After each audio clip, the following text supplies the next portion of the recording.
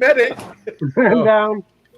All right. Hey, how you doing, everybody? Good day. Good, happy Sunday. I'm just so happy to see everybody here. We got all kinds of guys in the chat started already. We have Mike Curtis. He was first. We got El Cap Addict. We got Gizmo is in there. We got all kinds of guys.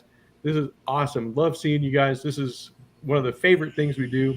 Of course, welcome to our panel today. We have John from Thrifty Kniffy. We have Stephen from Patty's Potato Peelers. We have Matt from Slip Joint Sawyer. We have Randy from Georgia Adventurer. And of course, Tom from Knife Delights. Welcome, guys. Hello. Evening. Yes, we're all ready to go. So I would say let's just kind of start off with something maybe a little bit different. Did anybody get anything new this week that they want to share? Oh, Patty, do you want to go Patty, first? go. I wouldn't want to cut in front of you. Yeah, Get your big ass spay blade out and ruin the live stream already. John, don't look. Here we go, Patty. I'll bring Hang it on, up hang on. live so everybody can see that. Don't let Matt go to the toilet. I got this beautiful, beautiful knife this week made by Ashley Harrison. You can see it is already getting a patina because I eat my big Sunday dinner with it. And let me tell you, for scooping up mash, it is impressive. It is just gorgeous.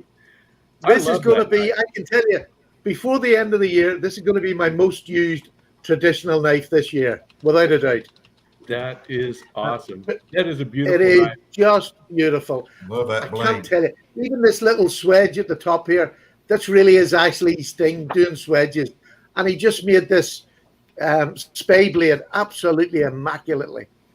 Just beautiful. And he's the sort of custom maker that I trust him so much now because I've got probably 10 of his knives. But I just said to him, I want a big fat spay. You pick everything else, just do me a big fat spay. Because I couldn't have picked this. He put it on a trapper pattern handle. You can see there the trapper pattern handle. Beautiful big bulbous butt on it. And it's just so comfortable in the hand. 3 inches of blade, absolutely perfect. So a happy Paddy. This has made my year. That is fantastic. Already. Yeah, in the year you still got a lot of year left. Yeah, just listen to this close. It's a beautiful half stop, and then Oh wow, that would take 2 fingers off.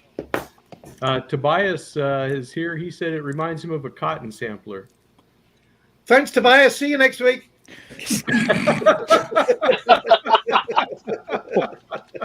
Nice of you to join. You can go now. Bye. Hey, Do they call that a spay blade, Patty? Is that what that was called? Sorry? Is that a spay blade? Is that guy that made It's a that spay call a blade, yeah. blade? Yeah. Yeah, It's kind of a it's just, I love spay blades. nice. Anyway, I think they're the most underrated blade. I Yep. think TK would agree with you on that. I love them. They're under something for John. I don't know. He's awfully silent. Yes. You see, even case, the case is trapper knife. The case trapper knife.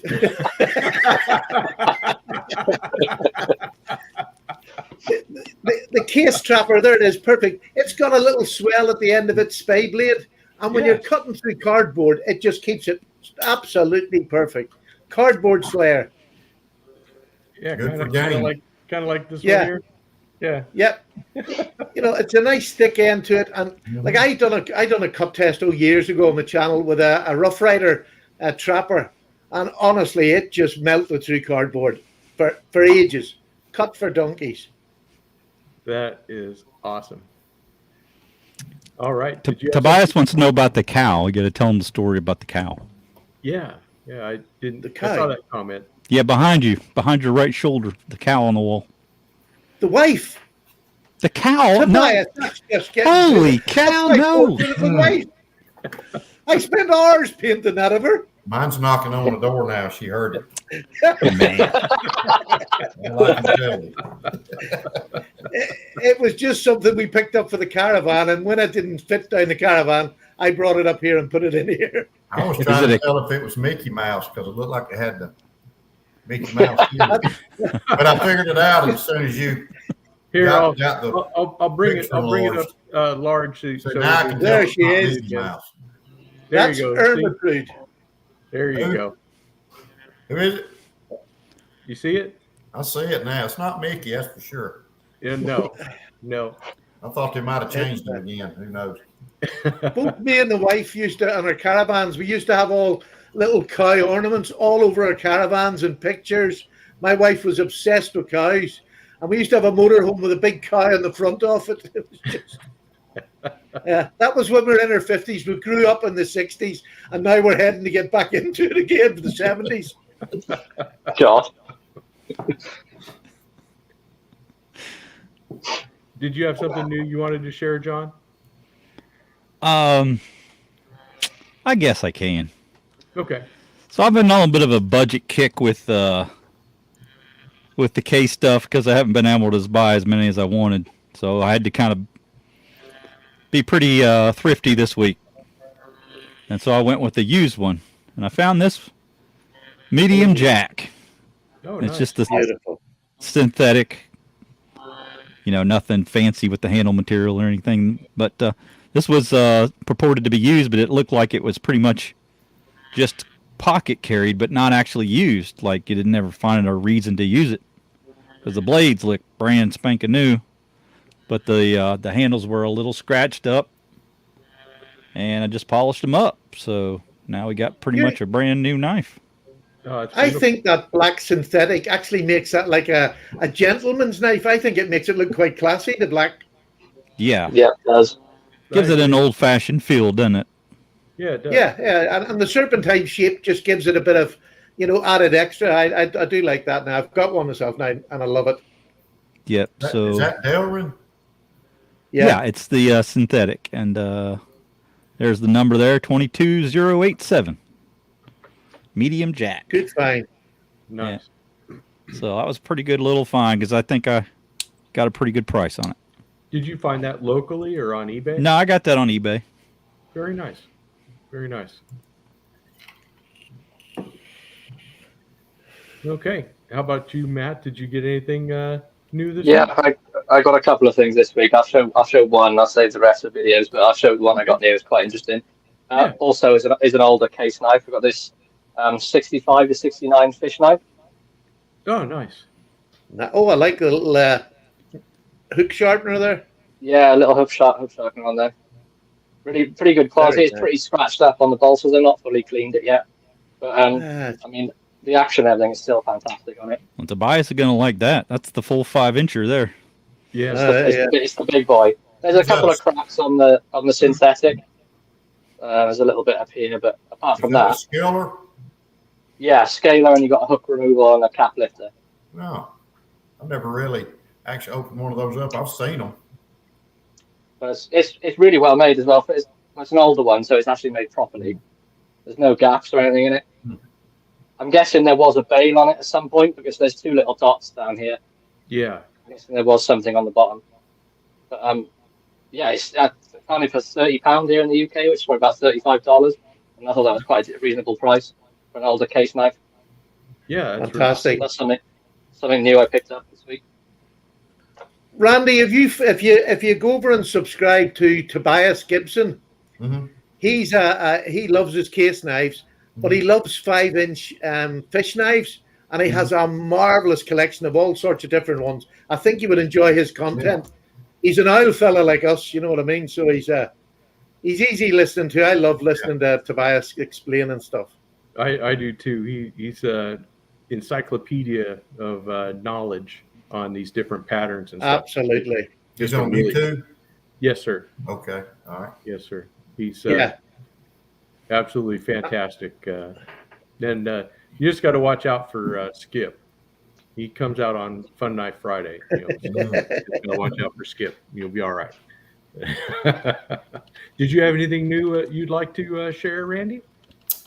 Well, I don't have anything in the last week, but I guess I've had this about 3 weeks. I've seen that in your channel. Yeah, it's it's the copper lock, and I've never owned a Warncliffe blade here. I'm getting seasick trying to figure out which way to. Yeah. I've never owned a Warncliffe blade. You know, I do like McCord, and I think Case has some nice McCord. I started, you know, getting interested in McCord with my first Essie knife. Uh-huh. But I just like the size of this one, and this is one of my, you know, one I carry actually. You know, Yes. I've actually got my carry knives here, but I like to carry this one, and I do like the, you know, it's got the brushed bolsters and the brushed blade. Makes it kind of, it's not a polished, which I like. I wish Case would do more of their knives that way, actually. Yeah, the satin blade. It's nice. Yeah, and it's got the long nail pull. I do like that. You know, I've always liked the copperheads, but I saw this and I thought, you know, that'd be a good carry knife. And I'm big on shields. I'm kind of picky about shields. I like, you know.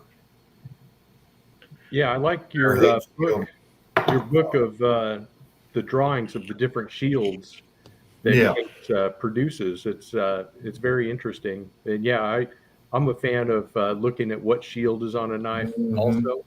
But sometimes with Case, I've found, at least for myself, you have to kind of choose, because not always are you going to get that perfect combination that it has the right shield, the right cover material, the right blades.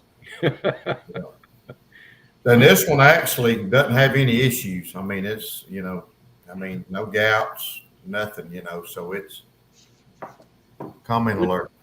What you got there? Comment alert, Tom? Okay. Yeah, Mike Curtis just gifted one RJ's Knives membership. And Nice. it was gifted to Randy's WSG.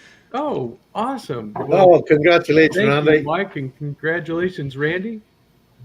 Shameless plug, okay. Shameless plug. Hey, Georgia Adventurer, I just looked. He's like 982 subscribers. Let's get him over 1,000. Get him over. Folks. All right. Yes. Let's everybody, get him Get him over 1,000 tonight.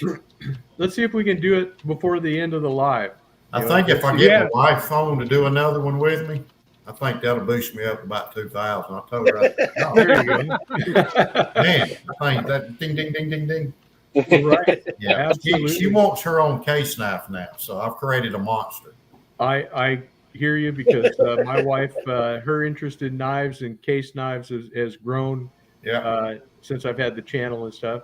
I see Tobias says the last knife he bought was a Walmart Ozark Trail 6-in-1 tool.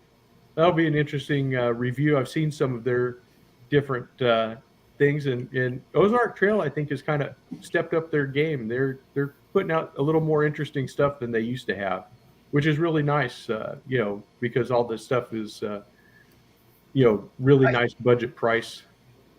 And I think Frankie and Bird done that a couple of years ago. They started doing the Ozark Trail knives, and they made some of them. They sold them out of all the Walmarts at one stage. Right. And I think they really have sort of just gone along with it, which they should do to get the business. You can't find that Axis lock knife, the one with like the green. You can't find that anywhere. I mean, any Walmart. I think that one would come back. Hold on just a second, Tom. I'll get right to you. I think that one will come back, in my opinion, because of the fact that they sold it out. Man, and if Walmart is like most retailers, they like it when things sell out, so they'll probably come back with another batch. Yeah, that'd be stupid not to bring it back. Yeah, because they enjoy the sound of those cash registers ringing. Tom, did like Tom and his tip jar. Yeah, did you have something new, Tom? Yeah, I do. Jersey Knife Guy points out that Big J, he's close to 1,000 also. So let's get over to Big J's knives also. That's I like the sound of that jar for anybody that didn't know that. Tom is earning tips because I've doubled his salary since last week. Yeah, from 0.1 cents to 0.2. So go ahead, Tom. Do you have something new or anything Oh, else? yeah, I do. Yeah. Something new that's very old. One of these original marbles knives. That is so cool. So I'll let the cat out of the bag, even though I haven't reviewed it yet. On the back side, it says patent pending.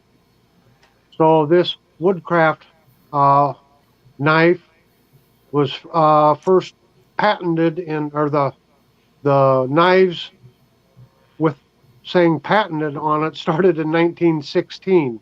The first knives came out in either 1914 or 15, and they would have had patent pending stamped on it. So this is one of the very first of this model ideal knife. Oh, it's hiding it well, Tom. And that's a stag pommel. The stag, I think it's entirely a stag handle with wrapped leather around it, and that is original because I did find one other example of this exact model of knife on the internet. So the only problem, it does have one, it's got a broken tip there, but that's all right. It is just nice to hold such a wonderful piece of history in my hand. Absolutely. That is so And also, I got my Case Congress, the 2023 Vault knife. It's in the purple curly maple with the Ictus shield on it. So it finally arrived. Nice. That is cool. Are they in the shops, Tom, or are they just fulfilling orders now? I don't know. I haven't looked. I would assume if they're filling orders that they're in the shops now. I would think. Yeah, I think it depends on the covers, because I see them advertised, online, but only certain ones, and they do have the 2-bladed and 4-bladed versions listed. Some of them are I'm pre-orders, and others. So I ordered 3 knives in February, and 2 of the 3 have come in. I'm still waiting on the half Congress, the 2-bladed Congress, and that's in what is it? Apple color bone, Yeah, like a lime green type color. Smooth green apple, or whatever Yeah. it is. Still waiting on that one.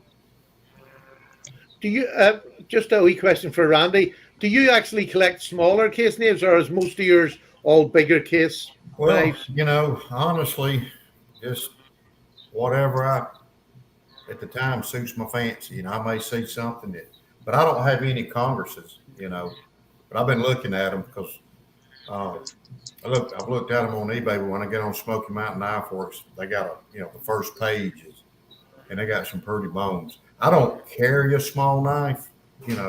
This is probably the smallest knife I've ever carried. And the Sod Buster. Here, let me bring you up. I do like to carry a Sod Buster, but this one here, this was my knife when I was growing up.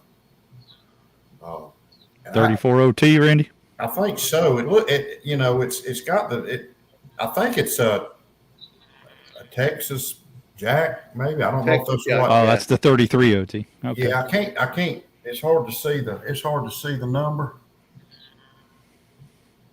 but we were talking about kids, but Yeah. this is the first quality knife my daddy got me. The first one he got me, I stabbed myself in the wrist opening up some candy, so he took it away from me. I didn't get a knife for a while because my mother was sitting there, and she gave him a pretty bad look. So he bought it in Jacksonville, Florida. Yeah, and it had like these imitation pearl handles on them, and I was just opening it up, and I just I didn't do it. I didn't stab it deeper than that, but it just sliced. I still got the scar, but and then didn't bother me because I looked over at my mom, and I'm like, oh, that's not good. he had the duty to take the knife away, even though he might not have wanted to, because she gave him we call it the stink eye. So Absolutely. But, I carried this the for a long time. So it's a neat, which I like the Texas Jack. I hadn't got any of them. Well, I do have one, but I hadn't had it long. But and it's not actually got the little finger notch right there, if y'all can see Yeah. it. Yeah. My light ain't the I best. don't think mine has. But it's a neat little knife. Been sharpened a lot. Very Love cool. those old USA old timers. I do, man. Yeah, I really they do. are. They are something that that John and I both are big fans of, and Tom too. We do love those. Well, I have something new. I kind of teased this yesterday on Instagram. There were a bunch of guys showing their 54 pattern case trappers, and so I just pulled out all the ones I had and did a nice little group picture of them. But I had this one on there, and this is the new case trapper. This is in the 6.5 bone stag, and so this Is that the TK edition? I've been eyeballing this is the that. official TK approved edition. This is my first 6.5 bone stag knife, and so I'm really glad that I got it on a trapper. So you have a nice big example of that bone.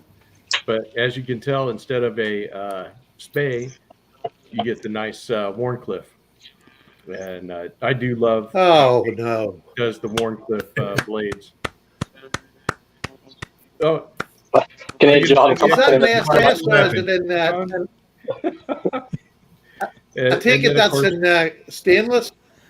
Yes, this is in their True Sharp stainless steel. So Do they not do that in carbon? I did not see it. I was wishing it was going to be in carbon, but maybe if they come out with one in 6.5 in carbon, I may have to add that one later. But this one is in the True Sharp stainless. But you know, I'm good with that. I like both of their steels. I do like the fact that the carbon will give you a nice patina. But you know, and I do enjoy getting a patina on the blades. But I have this one that's a standard trapper. So look away, John. I told you to look away.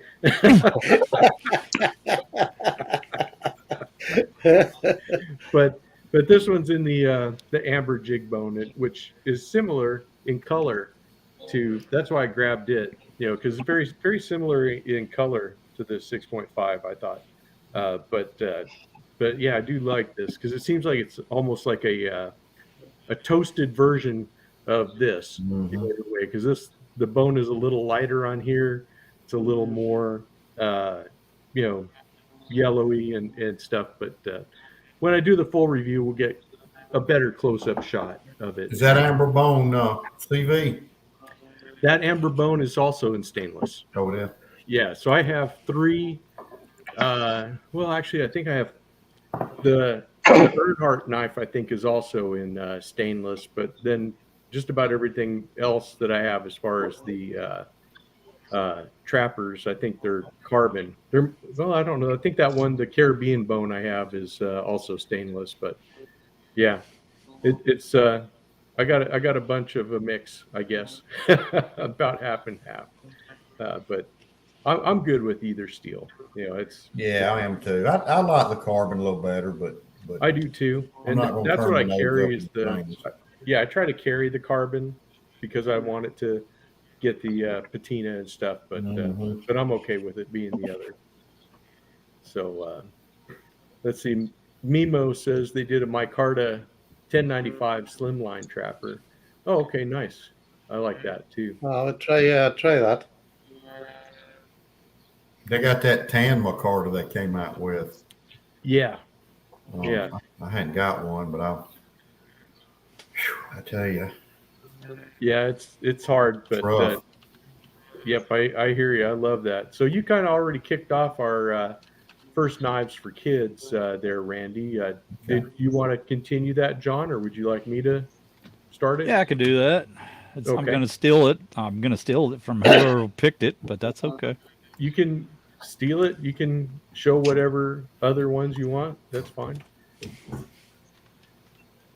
Well, of course, this is the one I got my son first. You stole it. You stole it. John. No, it's okay. You can tell your stories. So he's got his. Yeah. So I got dibs, and all you other copycats are going to come after me and say the same thing. But yeah, I mean it's just the most basic of knives, right? And who doesn't like a good Swiss Army knife? Got the little screwdriver blade, the file, little pin blade. Very useful little file. I use that all the time. Of course, your tweezers. Remove some splinters. Use that toothpick. Clean your teeth or whatever. And then you got the little main blade.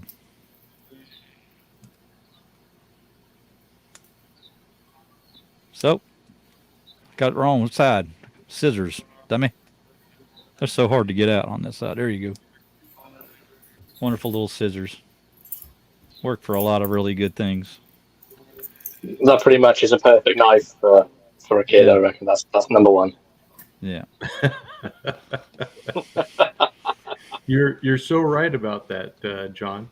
Yeah, and you know the thing that's great about this is like if you're going to get one for your child, you can buy scales to match their personality because they've got so many different ones. And just one example. It's true. You got a white one. There's another one that I just kind of randomly got because of an eBay auction where it was included. But yeah, I mean they've got the Trash Panda, and so Ken, if you're listening, I'm sure you can find something for Katie and any kind of thing she'd like, any kind of animal, any kind of little cover to suit her needs. They make them for different seasons and holidays and all sorts of different things. But there you go. SMKW have a lot of exclusives for that as well, don't they? Absolutely, that's a good one. Yes, JB, I was sharing the story about last night with everybody this morning. We'll see if we can do something with that information. Did you want to go next, Stephen? Yeah, no problem. Okay. Right. I'm going to go with, because I think Katie's going to be an outside girl. I think she's going to be in the Girl Guides or something like that. And for boys and girls, this is a cracking little first knife if you're going to join them. My knives have been stolen. This is We'll help you out, Tom. This is the Rough Rider version of the camper, and it's called the camper. There you go. It has your screwdriver and cap lifter, and it has a great tin opener, which is fantastic, I have to say. And it also has a punch, which is great for girls if you want to, let your belts out or in, whichever part of the fashion you're into. Putting holes in your belts, anything, your handbag straps. Just a great handy tool to have. And of course, you have a lovely fat spear point, which will do any little task you want to do. But it's just a real handy knife. A real handy knife for boy or girl. I just think it's under £20 or under $20, whichever the case may be. Lovely knife with a little bail. Yep, I agree, Stephen. Fantastic. Nice Tom. Pick, Stephen. Nice pick, Stephen. Tom, do you want to show something we've already seen before, or should I skip you? Go ahead and let Matt go, and you go, and Georgia can go. And give Tom his time. Go on. Give him his time. Anything that's left. Mine's pretty much following on from what Stephen said, but a bit more of a modern version. I got the Victorinox Explorer. So you have pretty much everything you could want. It's an inline screwdriver. A little magnifying glass, especially good for Stephen, because I know what he's like. Is that right, Stephen? Where are you? But it's a perfect little camp knife if you're going to join the Scouts, or if you want to spend a lot of your time outside. There's multiple different tools on there. Nice big sort of spear point blade you get on most Victorinox.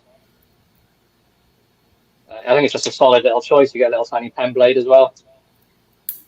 You get the tweezers and the toothpick, as TK showed on the SD.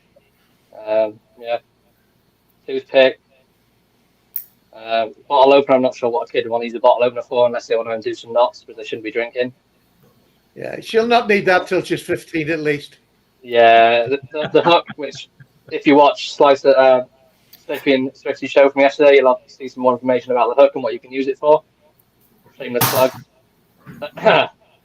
And you get the owl on the back. But I think a sack knife pretty much is an ideal choice for like a first knife.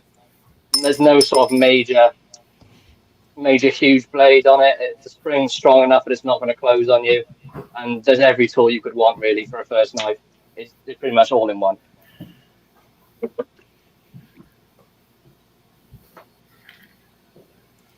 Where's that Boy Scout knife? Boy Scout knife. You want to see the Boy Scout knife, do you? That should be included. It might be included later on. You never know. All right. Yeah, it could make an appearance. Hey Ken, yeah, I guess Katie is watching right now. Her sister Hello, didn't sleep well. Hi, Katie.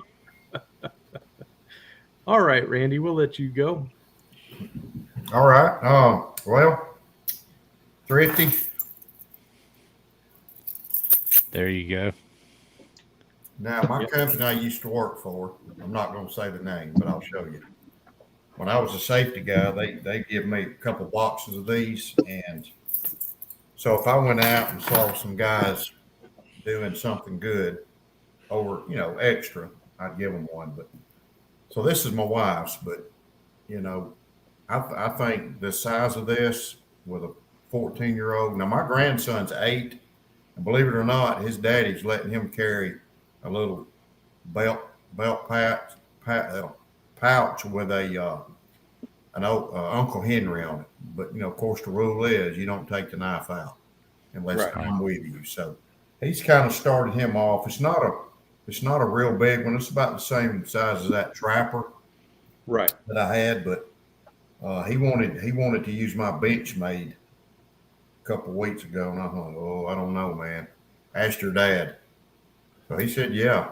So he was cutting some twine. I said, if you cut yourself, your mama's going to get me, her daddy. But yeah, I think these, and you can get these in so many colors and all. I think, it's a good knife to just for a young kid to carry, to get started with. Yeah, you can still cut yourself, but my wife, she carries this one in her purse, and I kind of took it.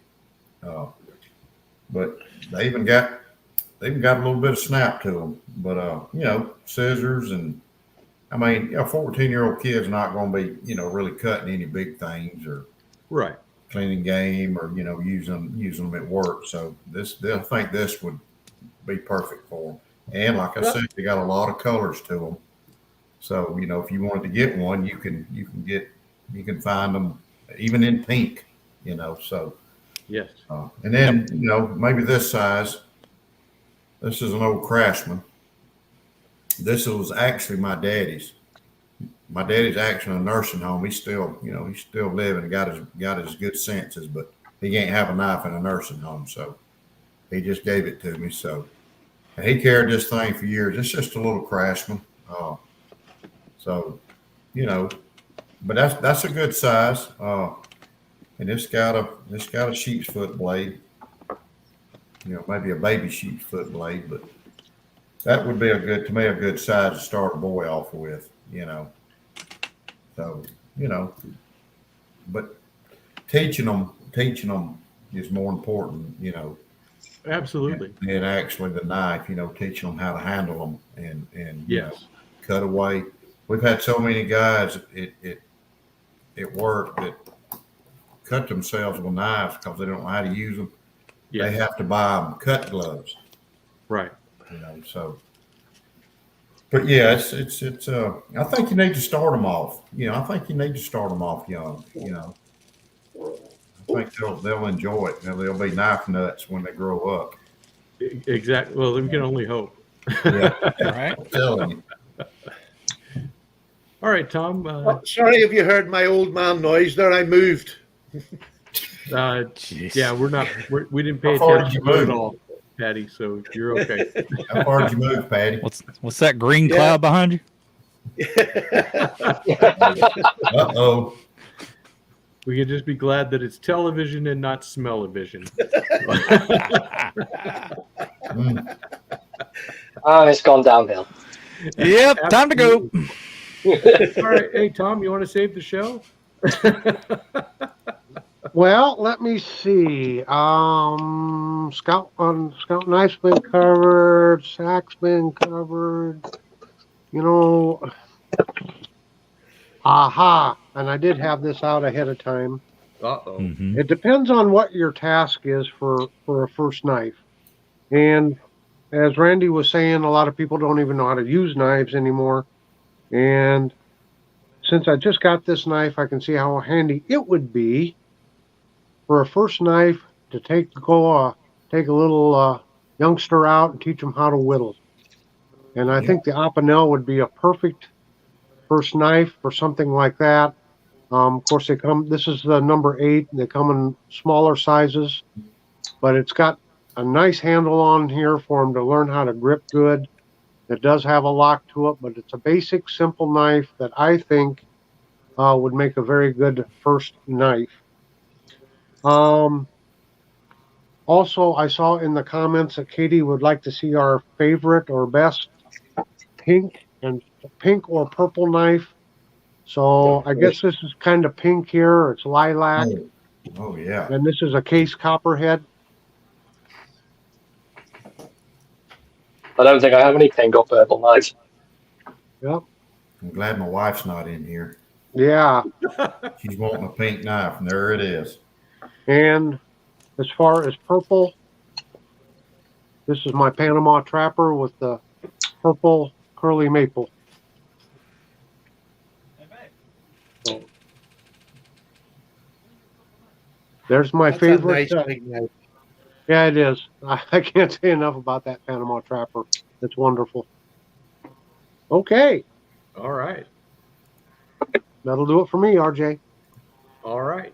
Well, those are all super good things, and I have very similar, but a couple of different ones that I'd like to show. But Tobias mentioned it, and I remember when I was in the Cub Scouts that, and it's true, before you could carry a knife or have a knife, they showed you how to use a knife, and there was a kind of a knife safety course that you had to go through. Called Wood Badge. Wood Badge. Right. And I think that if you're teaching a youngster, those manuals and stuff are still available. And I think there's so much good information in a Cub Scout manual or a Boy Scout manual about, basic safety, woodsmanship, some camping stuff, and, just really good common sense things that gets glossed over today. Kids, I don't think, are active in scouting as much as they used to be. And I think that would be a good place to start. But once your kid has mastered, one of these, what was this knife, Tom? It's not a butter knife. It's what is it? Oh, I can't remember. Okay, well, it's a butter knife. No, it's not. Although Tom said it was something else, but once your kid has mastered this and you can trust him with that, I agree, because with the smaller Swiss Army knife, this one does have the Trash Panda on it.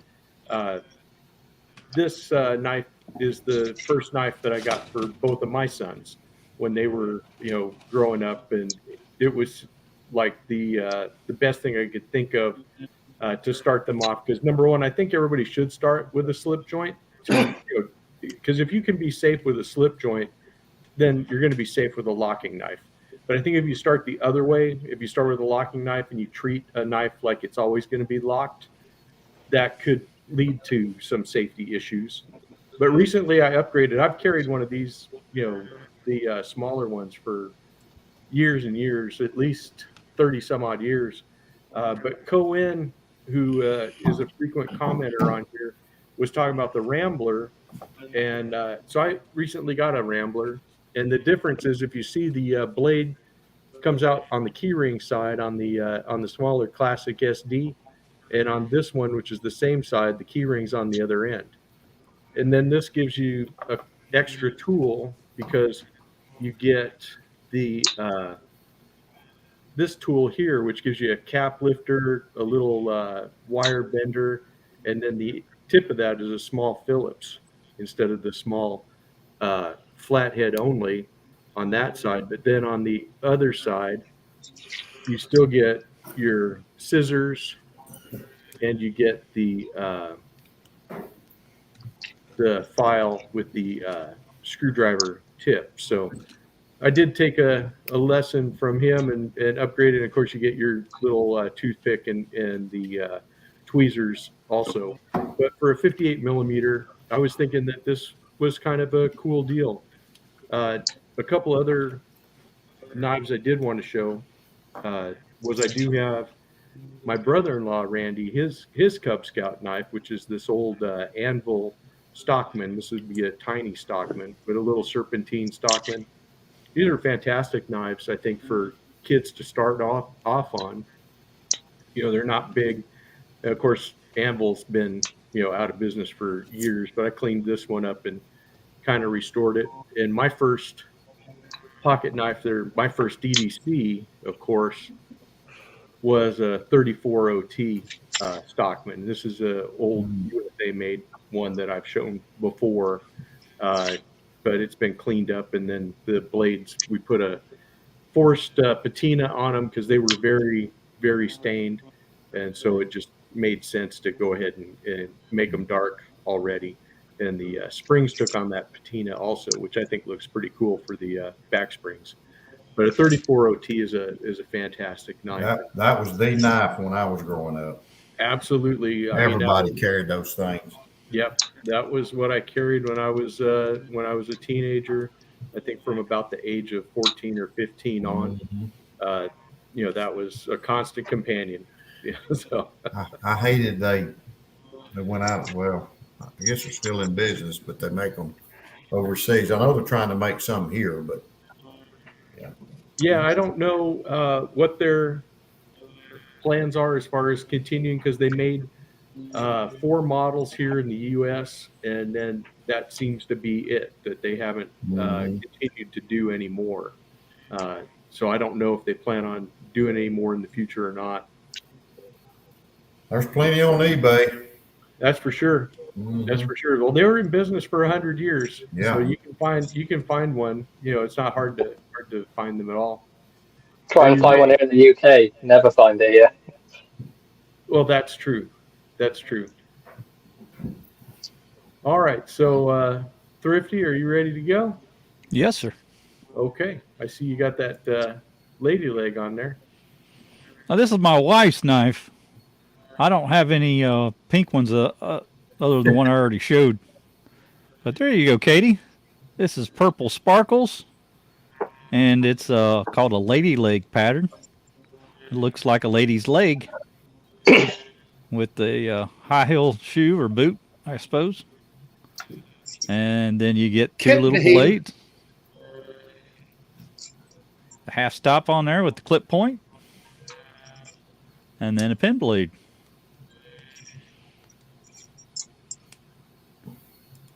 So these are really inexpensive. Probably about, what, $15, guys? Somewhere in there? Yeah, something like About that. that, yeah. Yeah. I do have a question, John. Is that actually your wife's knife, or are you just playing that off? 100% is hers. Yes, I had to go get it from the other room. And I just want to remind you, a Rough Rider in the hand is worth $2 in a safe. Are you moonlighting as a fortune cookie writer or something there, TK? Or what? I am Confucius. We have noticed that you're very Confucius. Yes, very Confucius. From week to week. But we can't leave Buck all alone here, so we'll go with them. We've got this little 375 pattern. You can pick these up at Walmart. Really nice little buck pattern with 2 blades. Little pin knife. Super slender little clip blade there. And then If that one's not small enough for you, you can get what's called a coping blade. We don't see a lot of coping blades on the channel. So let's make sure we show off that little coping blade. But there you have it, really tiny. It's only about, what, 2 3/4 inches closed. And it's Tom approved. Nice. Yes, it is. Well, anytime you can get Tom's approval, that's a good thing. Yes, sir. But just remember, a Rough Rider in the hand is worth $2 in a sec. I would agree with that. Zen wants to form a posse with you, Tom. Okay, let's do it.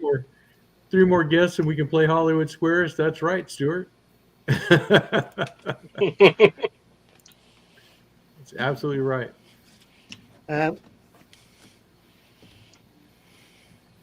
Yes, Patty. You ready for me? I don't We're know. never. about that, but We yeah, are never bring it ready up. for you. Well, look here. Let's be honest here. We're talking about younger children.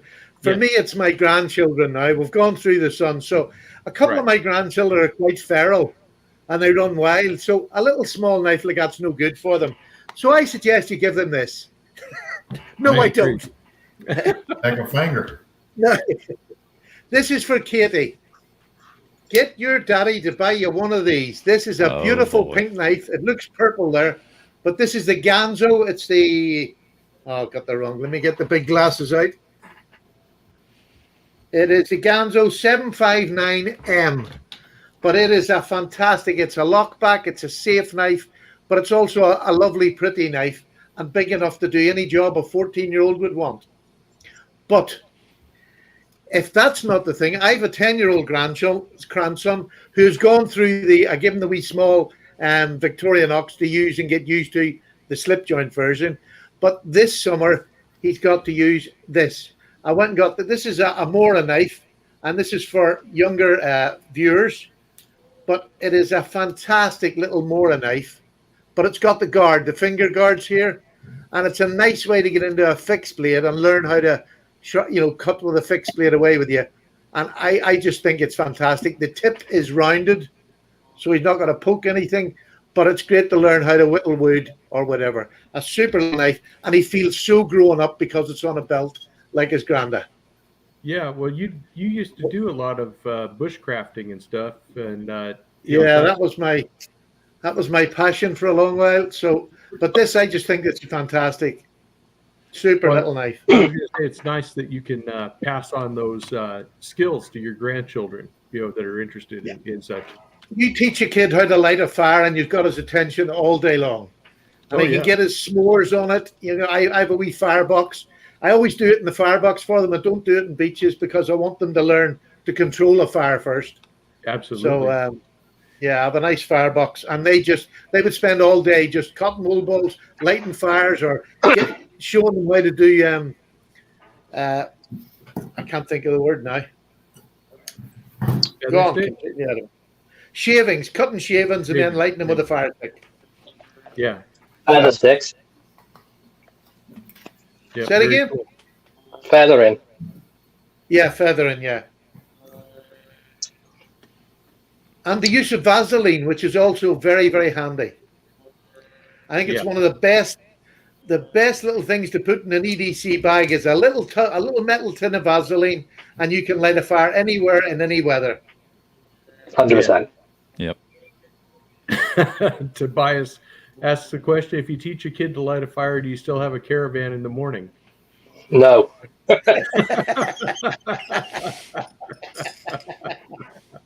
Watch out. Tom's about.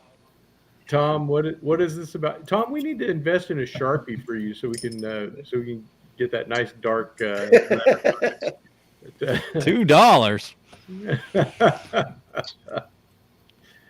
$2. Yeah, you're the one that said there was $2 in the safe. I'm just saying $1 is invaluable in your hand.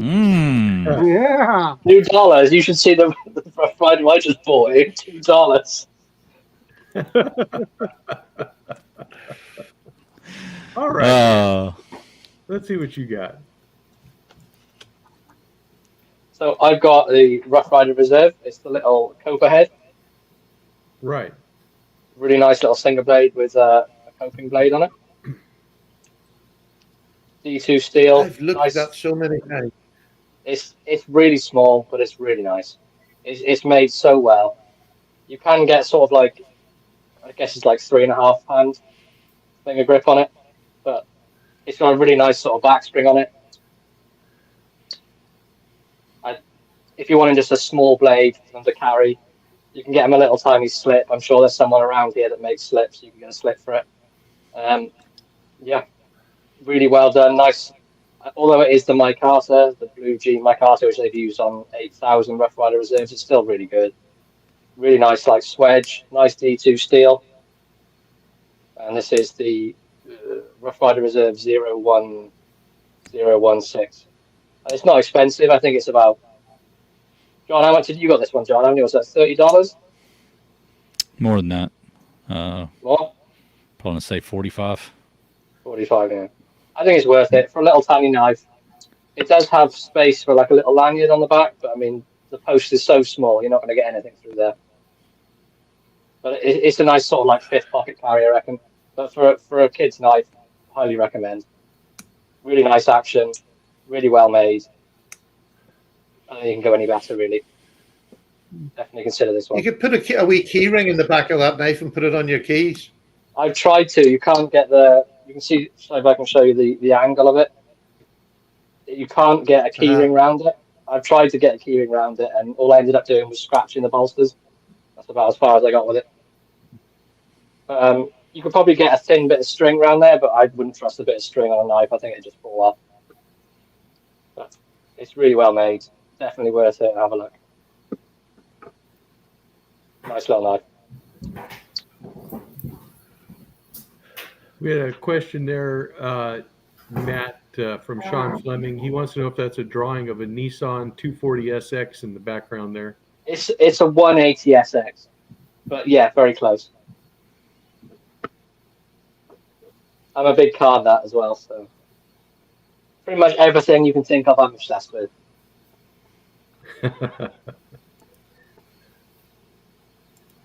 Sounds good. All right, Randy, would you like to go again? Sure. I think, I guess depends on how advanced a young person is. Maybe, maybe a Sod Buster. It's and I carry a Sod Buster every day. But I think that's pretty. Now you can't carry him to school. We've been through that with my stepson. He had a plastic G.I. Joe knife and fell out of his book bag, and I thought they was going to call a SWAT team. But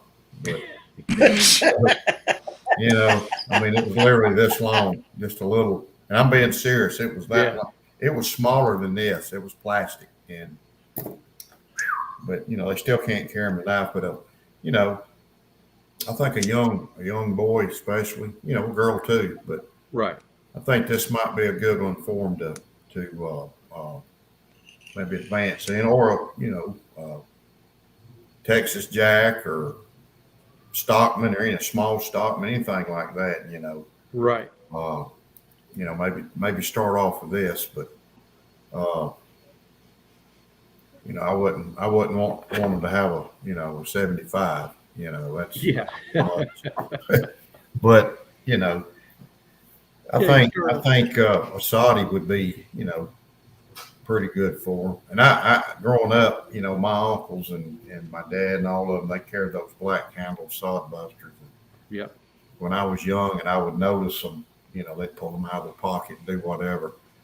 And I always noticed those black plastic handled Sod Busters, and they had the plow on the blade actually back then. I guess they still make that. Yeah, they still do. I bought one of those exact models a couple of years back for my my son-in-law. Yeah, and I gave him one of those as a gift. It's definitely a good beater. I mean, it's a good all around, hard to use knife. Yeah, that's what you like. Yep, I have some Sod Busters to share with everyone. as well when I get back up to my turn. But we'll see what Tom's got. Oh, my turn again?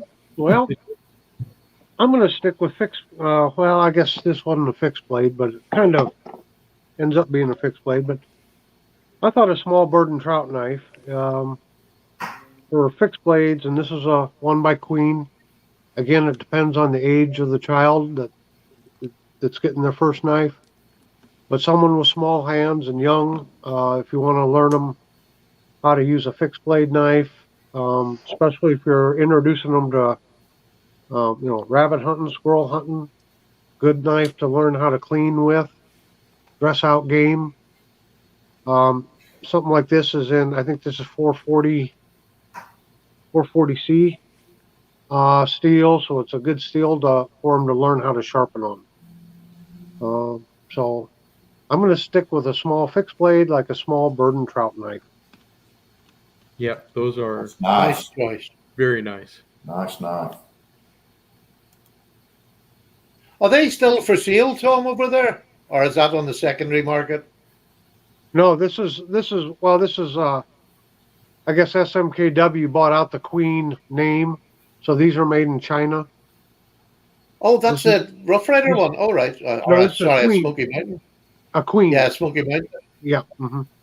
It's got the winter bottom bone on it. So Queen was a big If only deal. I knew people in America, I could get them to send me one of them. if you only knew someone, I bet you. Yeah, do I know would love someone. to send somebody the money to get me one of them and send it over. I would love that for my collection. I'll send you the money, Tom. Just let me know. We'll make some arrangements there, Patty. You bet.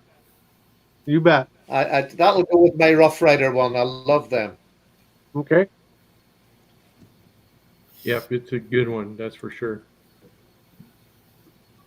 You just can't get them over here. It's near impossible. You can get the ordinary Rough Rider, but that's it.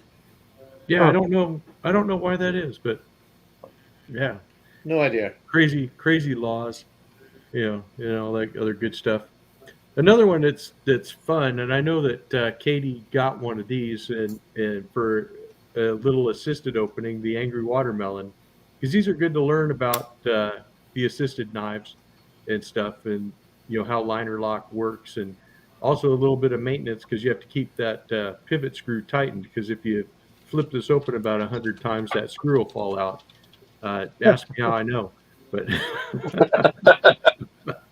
luckily I caught it before it fell all the way out, but I was like, what? But it's a fun little blade. It's got a fun name. It's this is the tadpole version. They do make the actual Angry Watermelon, but this was the first version of it that came out, and it's a nice introduction to a more modern knife. Although it's it's good for smaller hands. It's just a little fun kind of a knife, So I mean, it's like with this kind of a knife, you just have to have a smile on your face when you're using it, because they're just fun. It's just a fun little knife. Another good one would be like this Uncle Henry Pal, or Rhodey, I'm sorry. The old timer has the Pal, but Hey, that's what my grandson has. Yeah, these are great knives. It has the little bail on it if you want to, put a lanyard on it, which is nice if they want to learn how to, tie a lanyard and stuff. And just a nice little single blade knife, with the Staglon handles. You're not going to have to worry about anything since it's plastic. It's not going to get, messed up if it gets wet or drops on the ground or something like that. It's easy to clean, easy to take care of. Great blade shape on these. Just a fantastic little knife to learn on. That's for sure. And then I'll go ahead and throw this Winger Commander on here. This is also a great camp knife, for a smaller kid. Victorinox makes similar models, but it's just a smaller size knife, with the spear blade and your different can openers and all that stuff. We don't have to go through all that, but just a good knife. And I'll share Sod Busters here in a second, because we can move away if you want from the kids' knives, and we can start looking at other knives as well, guys. I think everybody kind of got the gist of it here in our first part of the live. I think we covered this topic really well, and a lot of us had the same great ideas for first knives, or gave first knives that were very similar, because they are good ideas for kids and stuff. So any other knives you guys want to show, feel free to do so. Yes, Jerome, that's absolutely true about first knife was carbon steel, and he was taught how to care for it and how to sharpen it, and those are good life lessons. And that's it. And Tony's Pony says, did everybody catch Eric Slick Slicer's latest video from the hospital? Yeah. No less, and that it was good to hear his voice again. I'll have to definitely take a look at that. Did anyone take that naming question I had from El Cap Addict? I didn't see that comment, Tom. Did you see it? I did not happen to catch that one. Can you put it up there again, El Cap Addict? And We'll move on to John's knife, and then we'll take your question there. And if anybody else has a question, make sure you get Tom's attention in the comment section so we can address whatever questions you have for the panel. All right, so I sent a knife similar to this to Katie, and I think it's a good choice for a children's knife. This is just a novelty knife, but it's well constructed enough not to be dangerous to use. All right, thank you, Tobias. He's going to go. Sorry, John. But go right ahead. And you got your little cap lifter there with the nice little screwdriver blade, and then a little clip point blade. And then, of course, you got the bell, so you can carry that around with you. And Novelty Knife Company makes a nice series of these. They have the old cowboys from the old West, or from the 50s, I suppose. A couple of different ones. But this is black-handled one with Hopalong Cassidy. And then on the back, you get these nice little decoration here with the bullet design. So just makes for a pretty neat little first knife. And I hope Katie enjoyed hers that I sent her. I sent her a white one with Gene Autry. Yeah. It was funny because Ken says, I guess I'll have to explain who Gene Autry was. And I said, well, that'll be easy. Just tell her he's the guy who sang Rudolph the Red-Nosed Reindeer. Yep, that's right. Okay. El Cap Addict says, it was how to distinguish a trapper from a jackknife. Someone mentioned that a jack had the blades pivot on the same side, making it a jack, but I noticed trappers also have the same feature. So I guess do you want to take that, Tom? I'll take the first shot at it and embarrass myself. That's okay. Yeah, not a problem. Go right ahead. This is my thoughts. It's a good question. To me, jackknife is a generic term, and it applies to all knives if it's a single blade or two or more blades and they pivot out of the same end. So a trapper is a version of a jackknife. There are tons of other jackknives out there. So it's just one particular version of a jackknife. So what distinguishes a trapper from a normal jackknife is these were specifically designed for trappers. They would always have, when they were skinning and processing the pelts, they always had two sharp blades with them. They always had one good, either like a slender or a California type clip blade with a slope down to it. And if they needed to get up into areas and they were worried about poking a hole in the pelt, they would have the long spay blade on there, and it was kind of blunt here, so you could reach up into areas and cut around and not worrying about poking a hole in the pelt. I guess that's my take on it. A jackknife is just a generic term for a knife that has blades folding or pivoting out the same end. Yes, I would say Jeroen got it correct, because he says all trappers are jackknives, but not all jackknives are trappers. Exactly. And that, because the Texas jackknife that Case makes as a clip blade and a pen knife. The copperhead was the same way. Yeah. The jack part of it is just that it's a knife that has blades coming from one end. That's it. Right. That's a generic term for a jackknife, is blades coming from one end. A pattern is the handle. This is the pattern. Whatever shape this is the pattern, and the jackknife, it just indicates that they all come from one side. Yes. Good clarification there, Patty. And also another thing Tobias says, which is true, that it was not the knife that won the West, as Case has said. But there's, I think everybody has to remember that there's, what history was and what marketing departments say history was. And so you have to kind of take stuff from a marketing department with a grain of salt, because obviously the knives that won the West were fixed blades, and then a lot of the early mountain men and stuff carried more of a muskrat pattern knife or a moose pattern knife with the blade opening on opposite ends of the frame.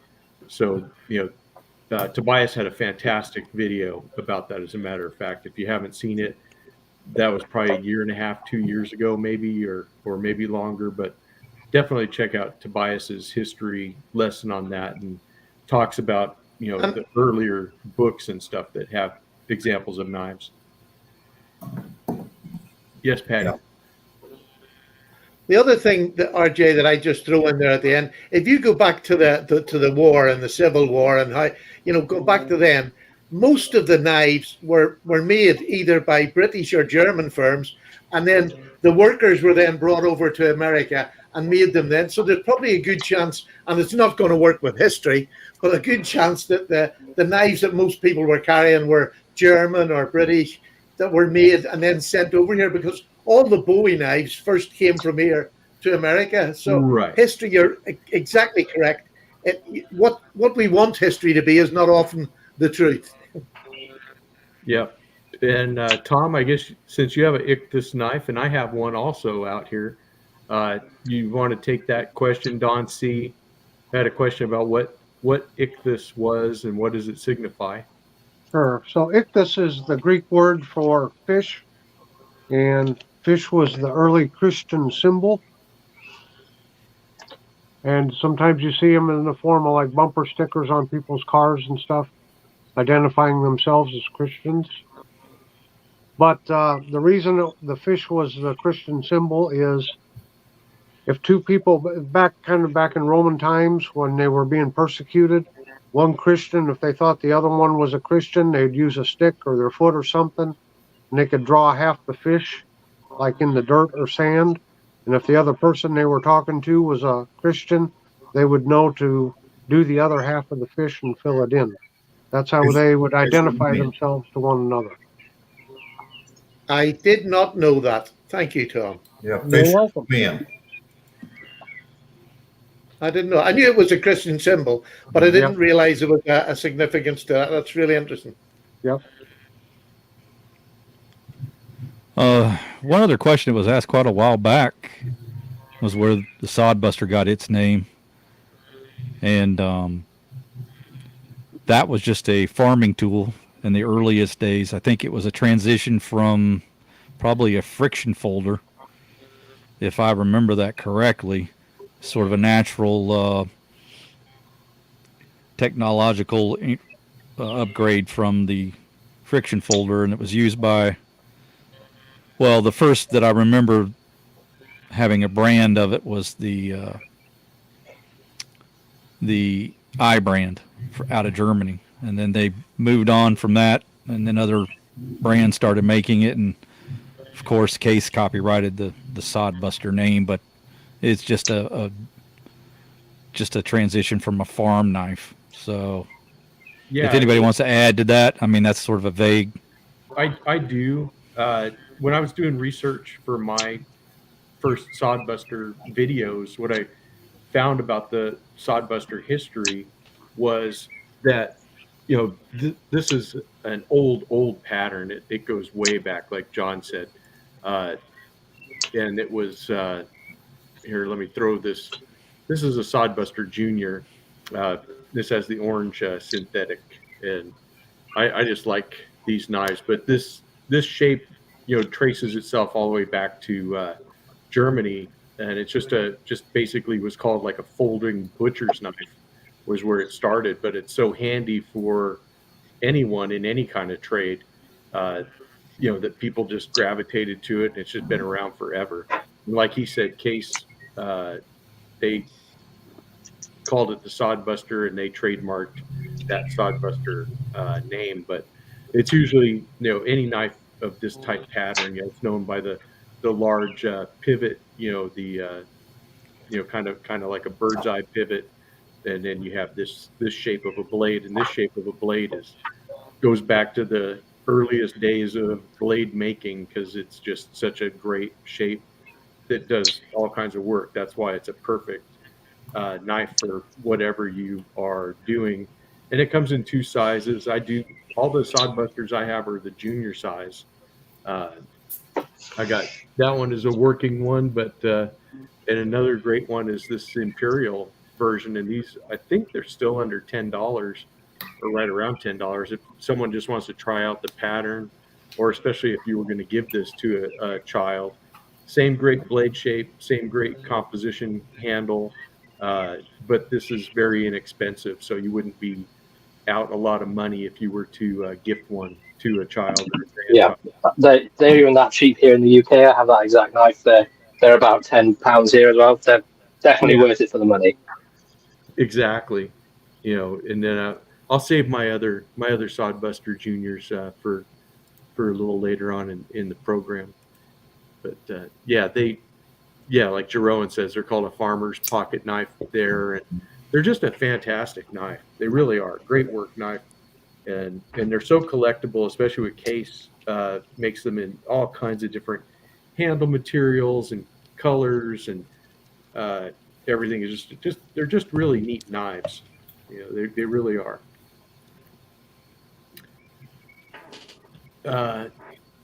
Let's see. Don C says, I bet you a guy used a fixed blade spay, turned it into a folding knife, and the Saudi was born. Well, maybe. What steel does the Imperial use? I believe that's a 7CR 17. It is, yeah. Matthew. That's correct. So, it's a really nice beginning steel, not too hard, not too soft, and it's nice to have a nice stainless. Yeah, you can take a razor's edge with next to no sharpening at all. It's a brilliant steel to start with. Yeah, it's a real great steel to start with. I agree. And I think the other thing is Sod Busters do come in different sizes and slightly different shapes. I mean, there's the GEC version, and it has the proper big bird's eye rivet. Let me just get that up there. You can see that proper bird's eye rivet there. Yeah. Now, they can't call it a Sod Buster. This is the Bull Buster. This is the Bull Nose. But they also do a Bull Buster, which is bigger than the Case large Sod Buster. And here's one from A.G. Russell. This one's made in China, as all his knives were, but he's an American. He's passed now, sadly. But this is an A.G. Russell's version of it, a Sod Buster, which is, again, that generic handle. But I just think this is a lovely one. It's a bit fatter, which I like, and it's smaller, so it goes in the pocket much easier for me. That's nice.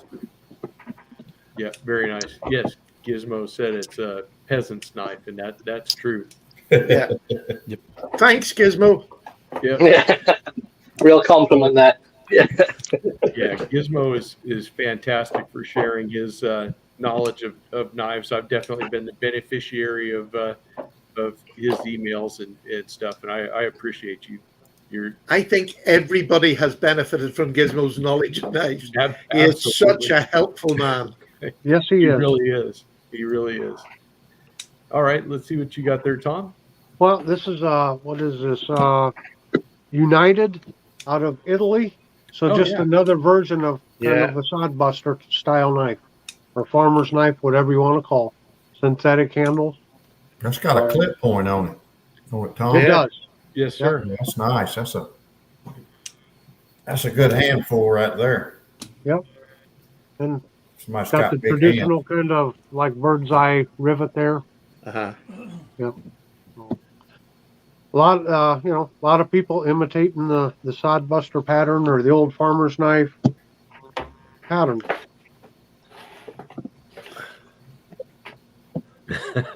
Jersey Knife Guy says that Gizmo doesn't email him. Well, be careful what you wish for, Pete. Yeah. You might have to go to school too.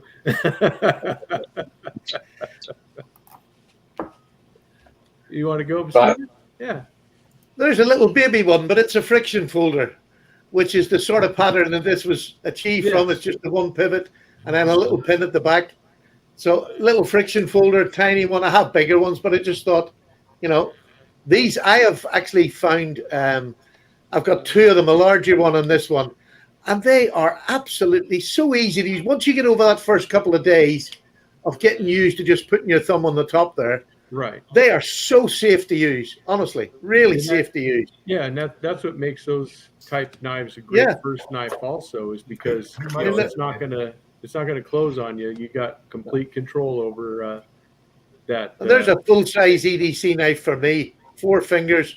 Yeah. The blade is a bit smaller than the handle, but I don't care. I mean, it fits my hand lovely, and I could get so much work. It's absolutely solid.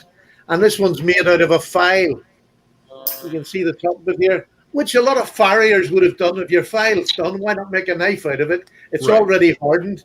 There's your easy, so them things were just out of necessity. They would have made simple things like this. Yeah. And then,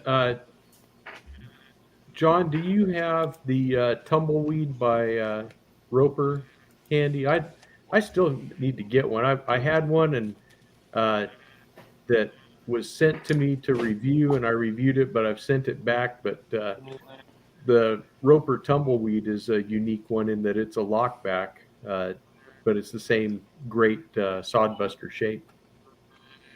Yes, sir. I was actually pulling that out as you were speaking. Look at how good you are, man. It's almost like we're on the same wavelength again. I do my best to pay attention. You do, sir. You do. I'll just take you through some variations on the theme here. All right.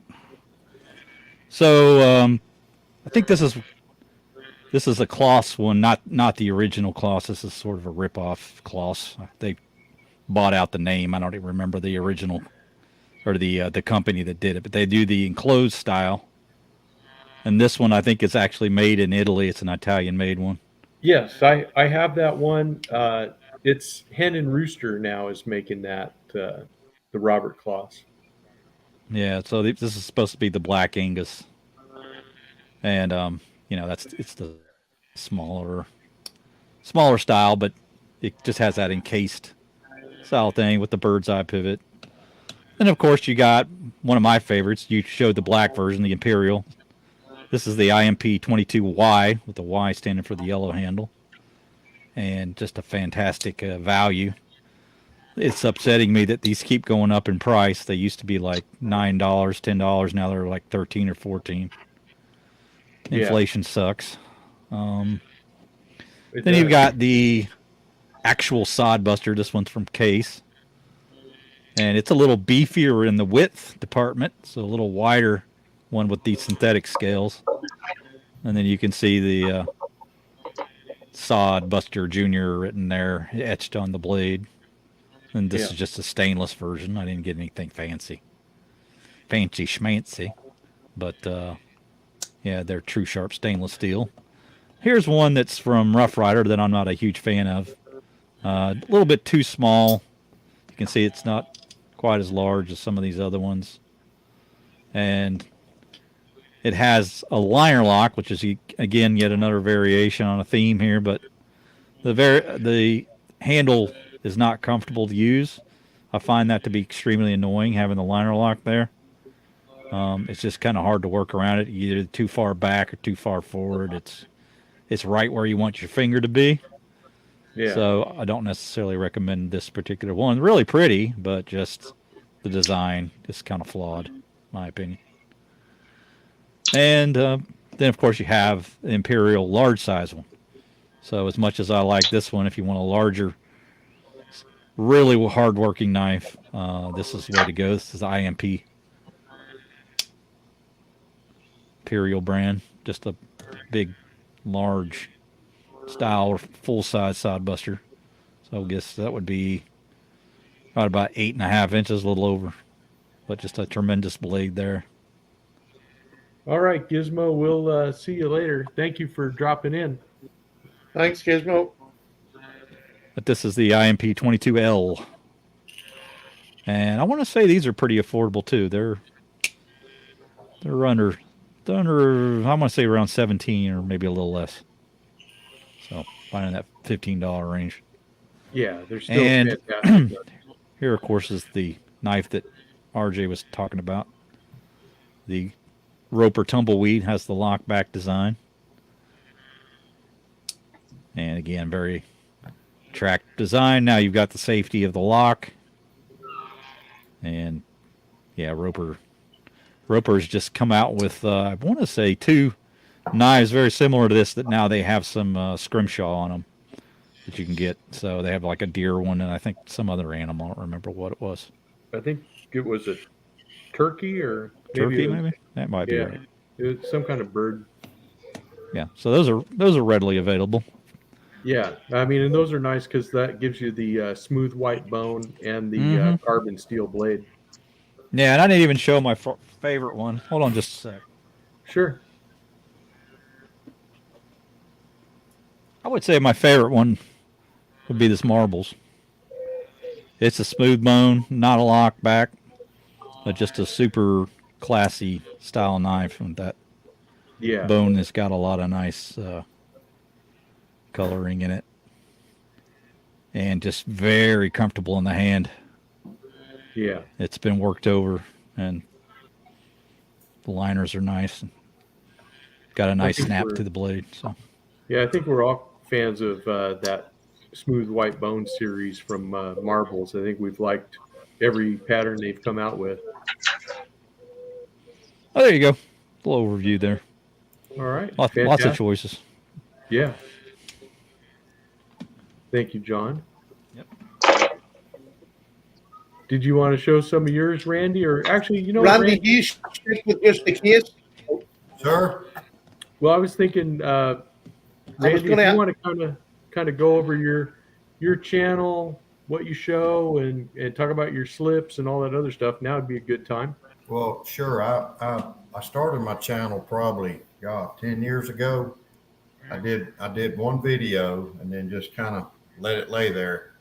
Didn't really understand about YouTube that you gotta do videos, a couple a week or at least one a week. So it laid there for a little while, and it was about a backpack, Maxpedition pack. So then I started, doing some other things and branching out, and then of course I found out that knives that gets you a lot of hits. But of course I love live, so I love to talk about it. But I do outdoor stuff. I just put one, I think it was Friday, show some turkeys strutting and things that we were trying to get. But so it's grown a lot, and I think the knife community has helped it grow. Really, honestly, if you want to be honest, the knife community has helped it grow. It's a great community. The knife community has made when I started my leather work, my Etsy shop, the reason I started it was I wanted a pocket leather notebook to take to work. So I'd always have something I could take a quick note on, and, I needed that, because of the type of work I did. So I thought, well, I'm going to get on Amazon and look at those notebooks. So I got on there and I saw some Midori's and different things like that. I'm thinking, I can make one of them. So I went to a big box craft store and bought a piece of leather that was 8 by whatever, I'm not sure. So this is my original notebook I made. I've been carrying this thing, and you can tell the stitching is awful. I mean, it's terrible. And I've restitched it, but this wasn't the best leather work that I did. And I just added this a couple years ago, but this thing has been right in my pocket for years. And, you know, I carry one notebook in it. And of course, my granddaughter, they always put stuff right here. You know, they put their little stickers and stuff when I let them draw in it. But so, you know, I thought, you know, that turned out pretty good, you know, so I tried pretty decent. Okay. I wouldn't sell it, but so I got some more leather and some more tools, and I started making the notebooks like this and started making the full-size A5 leather journals and notebooks to put the moleskin refills in and stuff. So I started doing that, and basically my Etsy was pocket notebooks, full-size journals, pen sheets, you know. So I just kind of let it lay there, and then I saw a guy on YouTube, a leather guy, and he said, if you want to grow your leather shop, you got to network, you've got to get on social media. So I'm on all the social medias. I do not like TikTok, not crazy about Facebook. I do like Instagram, but so I've got my EDC Leatherworks on there, and then the knife community. So I branched out from, and I still do the notebooks, and I can't keep the little notebook. I mean, I sell them as quick as, but I changed the name of it. My leather shop was called Vine Goods.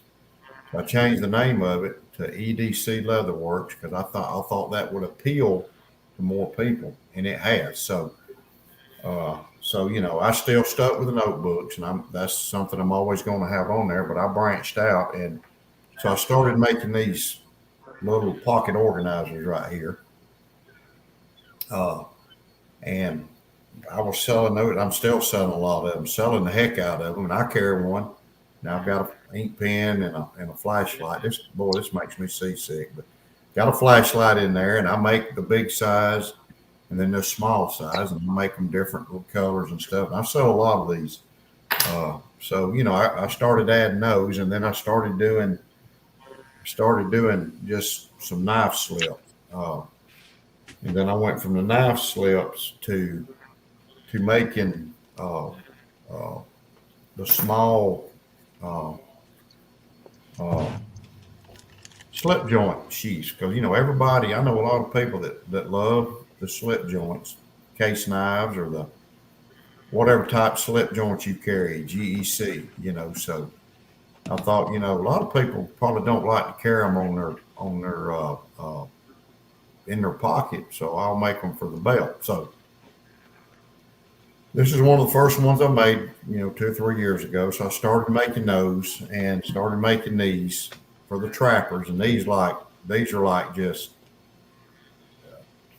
one of the most popular ones I make. I mean, they sell. I can't even keep them on there. I mean, I'll put them on there and they're gone.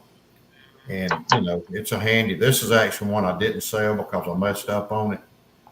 And I'd already made it for. I had a guy that ordered like 7 of them at one time. So, and he puts a different knife in it. Then when he wants to swap knives, he just grabs the sheath and takes off with it. So that and the Sod Buster sheaths, and of course I make the big fixed blade sheaths too. They're a little more troublesome because, you know, the sewing, you got to put the welt in there.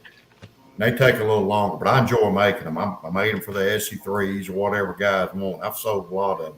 Then I've had people request some weird stuff. You know, I had a guy, I wouldn't say it was weird, but he wanted a sheath for a 6-inch adjustable wrench because he worked for the gas company. He's always having to dig in his pocket.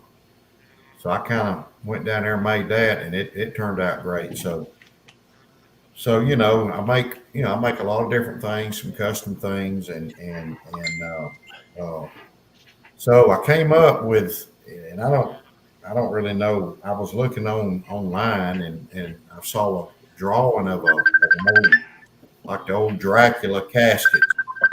So I thought, you know, that might be pretty cool to make a slip with, you know, and for a knife. So So I can't keep these. If I put 10 of them on my Etsy shop, they're gone. I mean, they're gone. Yeah, those are really cool slips, and I saw the one you did for Jersey. Yeah, and yeah, this is the Jersey one. This is the first one I made, and I screwed up on it. And I'll admit when I screwed up, and you can probably see, you'll notice the sewing right here. I got off the line here. So when I do that, I just keep it for myself. I messed it up, but he's got it. So it's a certain size, and I make 3 sizes.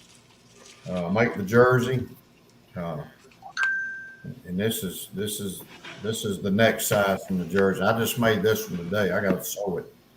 Yeah, and I experiment a lot with them. Just kind of do different things. And I do some hand carving. This is the small one. This fits the Sod Buster. Sod Buster, mini trapper, whatever. So I've sold a lot of these. I'm telling you, they're just like gangbusters. And this one, sometimes I'll do the wood, like make wood slats where it looks like wood slats. Let's see if I can get this light down here better. But and the skulls are popular. I'm gonna have to do better on my lighting next time. But the skulls are popular. I've got different skulls to use. You can see right there, different ones. I've got, I think, 5 different ones. Then I do a cross. I've got 3 or 4 crosses on them because what I did research. I found a lot of sketches and drawings and old wooden coffins like this, old wooden coffins. So and mostly they had either a skull or a cross on them, and so I thought, hey, that works for me. Some of them will have like a little vine with a flower, and I'm gonna do that probably. But and this is the one. This is the very first one I made right here, and I made it for me so I could carry it and just be my salesman, my own salesman. But I know the light's not the best, but I'm gonna do better on the light. I'm gonna have to do better next time. But so I've really sold a lot of these, and I make them for different size knives, and I put there's a trapper size if you want it sticking out, and then the Jersey knife they'll go in there almost all the way. So you just squeeze them and they come out. But really been a big seller. And I just enjoy making them because I can I'm a creative person, so I like to make stuff. And when people like your stuff, this is just a little slip for this old timer right here. But leather is like clay, I guess. You can mold it and make it. And I've probably been doing it for 10 years. I've had my Etsy shop. But once I started networking with people and doing YouTube and really kind of putting it on YouTube and stuff like that, networking, the knife community's really made it grow. I don't do any shows. I'm thinking about doing the blade show next year. I'm not going to be able to do it this year because we're moving. We're actually moving June the 2nd in our other house. So I'm going to try to go to the blade show. I don't like to miss it, but next year I may do it. I got a couple guys I know that sell their knives there, and they told me that'd be a good exposure. But I'm covered up pretty much. I'm coming home and having to work, do the leather stuff in the evenings, and Right. So, it's a great thing. It helped changing it to EDC Leatherworks. And my wife makes the hanks. I've got one in my pocket here. We bought some hanks from another person, and they're great. And she said, I'd make those. I said, really? So this is mine. She made me, but we make case and different ones out of different things. I've got them on my Etsy shop. I've got to load some more up too. And we'll just sit down at the kitchen table and I cut them out and draw the lines where she needs to sew, and then she sews them, and then I iron the little.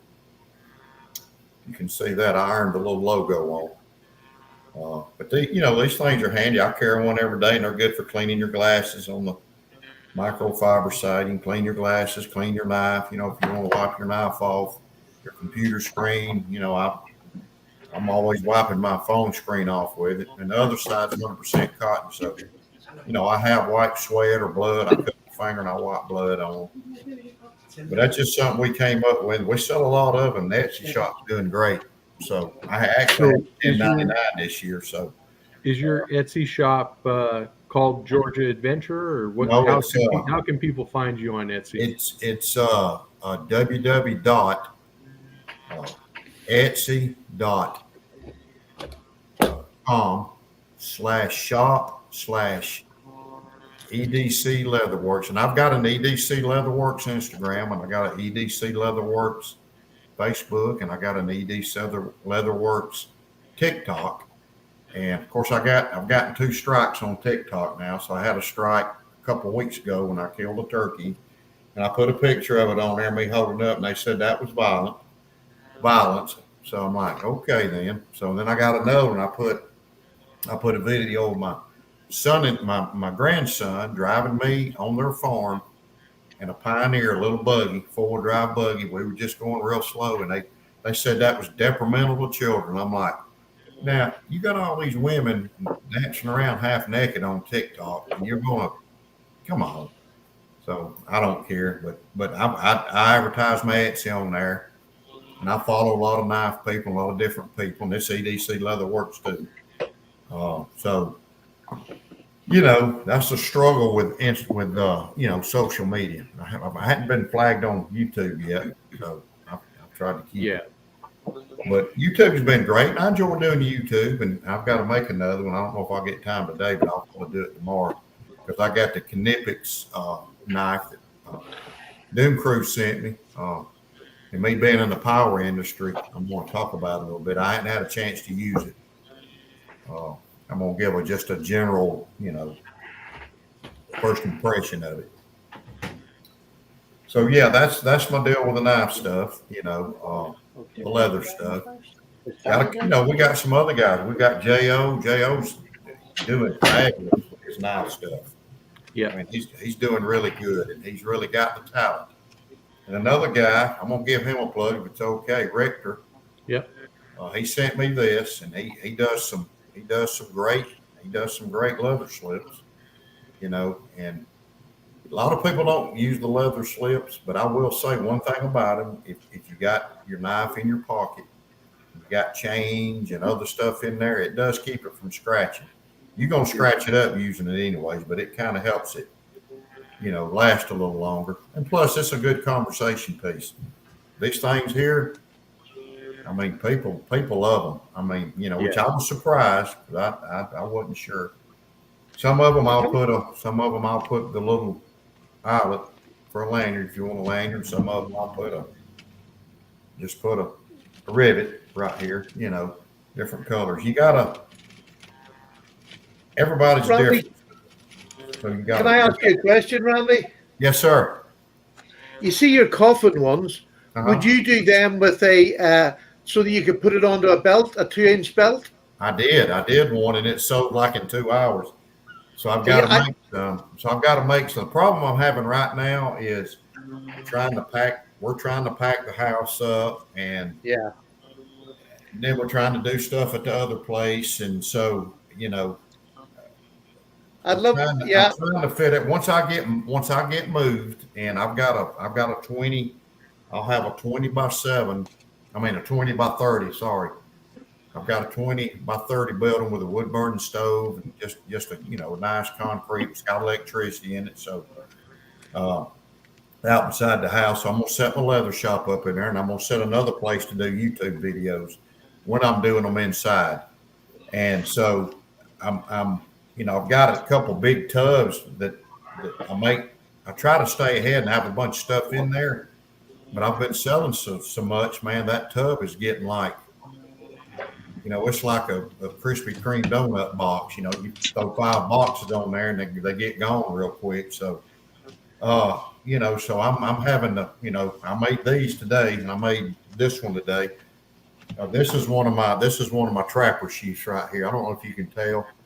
Yeah. This is Catalina this light's not really the best in the world. I'm gonna do better. I'm gonna have to get me a different light. But this is called Catalina Brown, and it's hard to see, but I'm gonna put it on Instagram.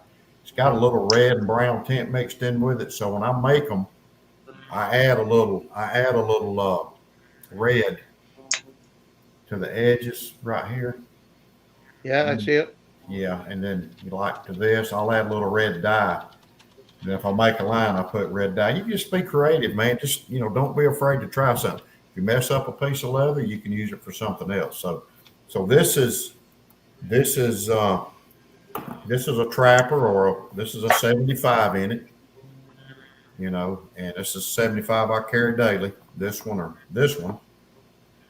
I like to carry a 75 to work, but it's for a 75. It's for a large trapper. It's for a large copperhead. The bigger slip joints. Uh-huh. And I make a small one, and I'm gonna shut up here in just a minute. I'm gonna make a small one. I make the small ones for like a Sod Buster. This was actually originally made for a Sod Buster, but I do carry my trapper in it. So that's the Sod Buster size, and I make those, and I sell those quick as I put them on there. And I try to make each one of them different. That way somebody's got something unique. So, it's great, man. But I will say the knife community's helped me. I mean, they've really made it grow. And so I appreciate the knife community big time. And, so we all kind of help each other. But it's made my leather shop take off. So, but I enjoy it, and I try to pass it along. My wife and I, we like to serve people. We like to have the servant heart. So we try to give people some things. We try to do that. We've gifted the chips and the leather. We try to do that as much as we can. So that's what we're going to do. The more we sell, the more we'll gift. So I'm going to have to get off of here in about 15 minutes. We got a couple coming to look at our house. This house is up for sale. So we've already bought the other one. So this one's up for sale. So but I'm going to be on here at 3:30. That's fine. That's it as far as the leather shop. Okay. Did you want to talk about your other channel, your Georgia Adventure channel, real quick? Yeah. I know you show some stuff in the leather shop and you show some outdoor stuff. And yeah, and I do a lot of knife things and a lot of knife reviews, and I like to talk about knives. If I get a new one, I always like to talk about it. I talked about this one, so I like to talk about it, and that's another way that I've grown everything, and my YouTube channel has grown because knives are popular. People want to hear about a knife. People love knives, so I do the outdoor stuff. I've done camping. I've been my wife camp. I got a mixture, and I'm gonna keep it that way with a mixture of stuff. But probably gonna do more knife than anything. But I'm gonna do a mixture of, I'm gonna do, if I get to go kayak fish, I usually go kayak fishing about every weekend or every other weekend. But with all this moving and stuff, I don't know if I'm gonna get to do it. But if I do that this year, I'm gonna combine my kayak fishing with what knife I use when I'm in a kayak too. So, everything kind of goes back to knives or gear, and stuff like that, and I've done the Etsy knives because I know Jeff Randall and Patrick and all of them. I've been to their schools, and so I've been carrying Etsy knives for years. Bought in Missoula, and it was my first Etsy. I've got several that I use. They're beat up pretty bad, camping, and I went to his schools and beat them up and used them and all. So great product, and they're not paying me to say that, but I believe when you see a good quality product like J.O. with his leather, Rick with his leather, whatever, I believe in talking about it. So giving them a plug, you don't have to get paid to give somebody a plug. But, I'm going to continue with my Georgia Adventure. I try to do them as much as I can. I think what I'm gonna do, one thing I'm gonna do is I got that wood burning stove in my building, my barn. When I get moved in, I'm gonna do some, I guess you could call them a fireside chat, maybe once every couple of weeks. It may just be on a topic, you know, not try to work a knife in, but it may be just on something about life, you know, experiences. Tell stories. I'm a big storyteller. I know y'all can tell as I keep talking, but you don't have to. Who would have never guessed? Storyteller, and you know, so I've always been one, and so I like to do that. So I'll probably tell some stories, and I'll tell some stories around knives and stuff like that. So, you know, and I'll do knife reviews in there or outside. So anyway, that's my deal. So I enjoy and I enjoy watching all of y'all's. Y'all got some fantastic channels. I try to watch. It's funny because I try to make sure when I see a new one come up that I watch y'all's videos and leave a comment. But sometimes I'll fall short because I'm so busy. Now, once I get moved, then it's going to settle down and I'll have more time. But right now we're doing packing up and stuff, but I'll still do it. I do it in the evening. So you just have to work harder to do it, you know, make sure you make it a point to do it. So yeah, that's where it's going to be. I'm going to support all you guys, you know, so if you see a few days that you don't see me as much here in about a month, you'll know that that's when I'm moving.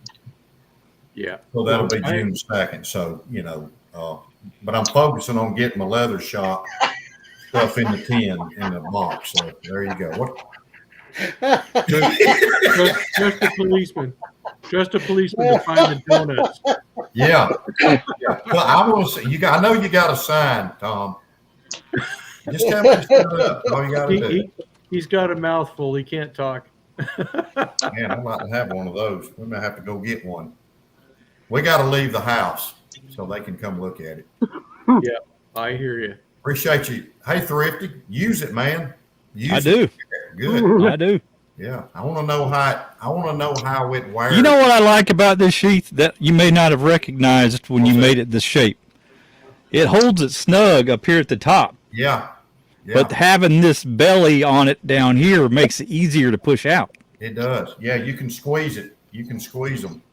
See, so look, it really works well, you know. Kind of like squeezing a banana out of a peeling. Yeah, but if you just had it, you know, like a normal shaped sheath, yeah, and it might have a tendency to fall out more. That's right. I enjoy them, you know, and I make the regular kind too. But I'm going to try to send every knife person one.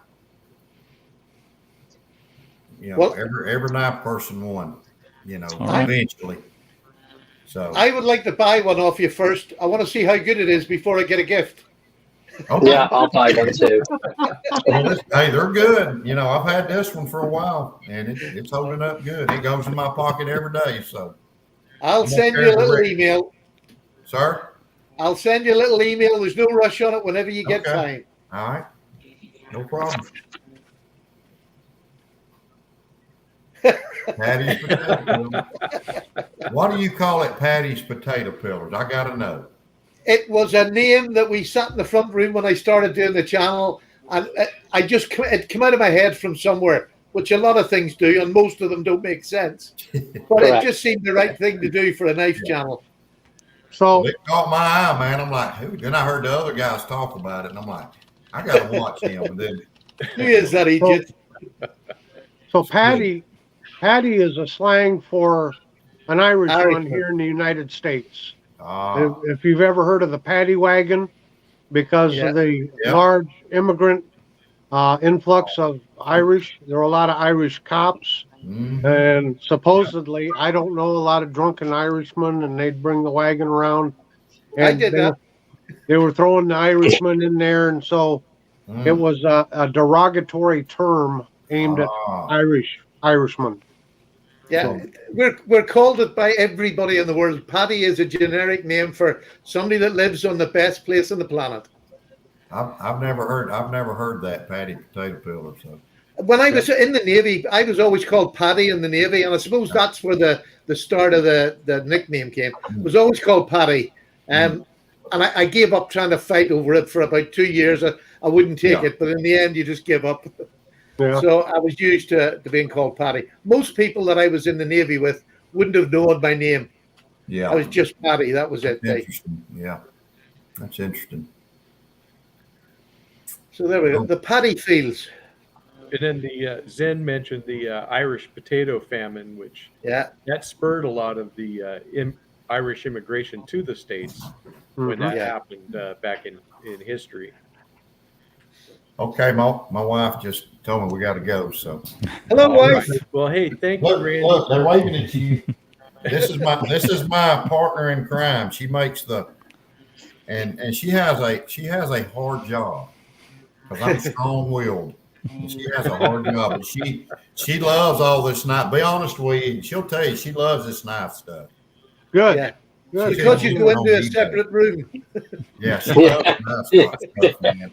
Well, it's sure nice to be able to talk to you, Randy. Yes. Yeah, appreciate y'all guys, and for joining us. come back on, just holler at me. Yeah, we'll wait till after you're all moved and settled and That stuff. sounds good. Yeah, we'll talk to you again, and we'll get you back on here. Yeah, it's not. Yes, it's a month, so we're down to the days now. Tomorrow's May the 1st. So, all right. Well, thank you for taking the time with us. We appreciate it. God bless y'all, and God have a great week. Take care, Randy. Yes, sir. See you, Randy. Y'all have a great one. Now, if I can figure out how to get off of this. Yeah. Oh, it's nobody else like me. There we go. There we go. That's the trick.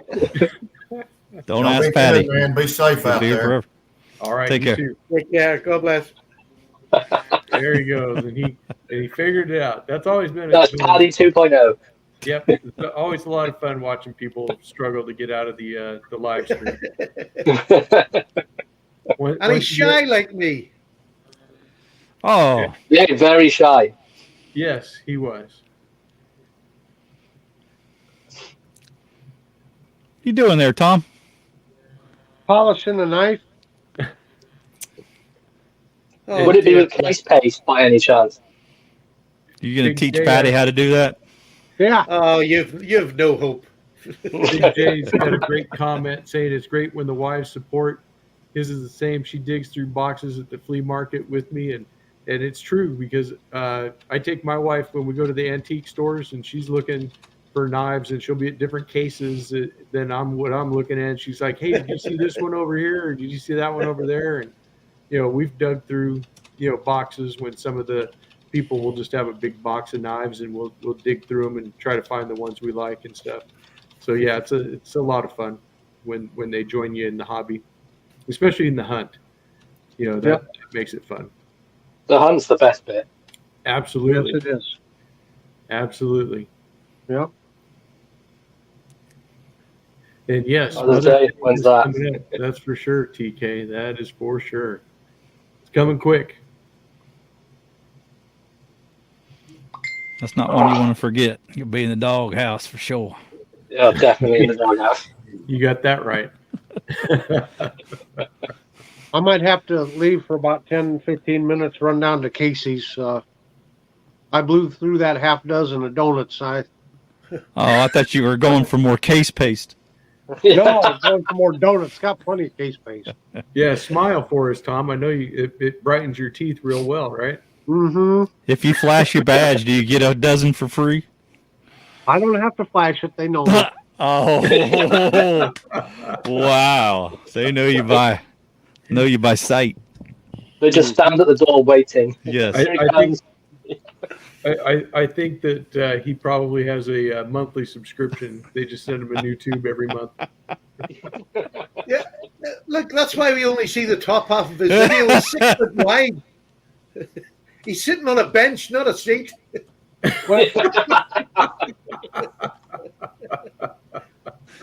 Oh, Tommy. You know my philosophy. You don't have to sharpen a knife. It gets dull, you throw it away and buy a new one. But before I throw them away, I like to polish them because it relaxes me. There you go. If I polish my knives, I would never use them. Got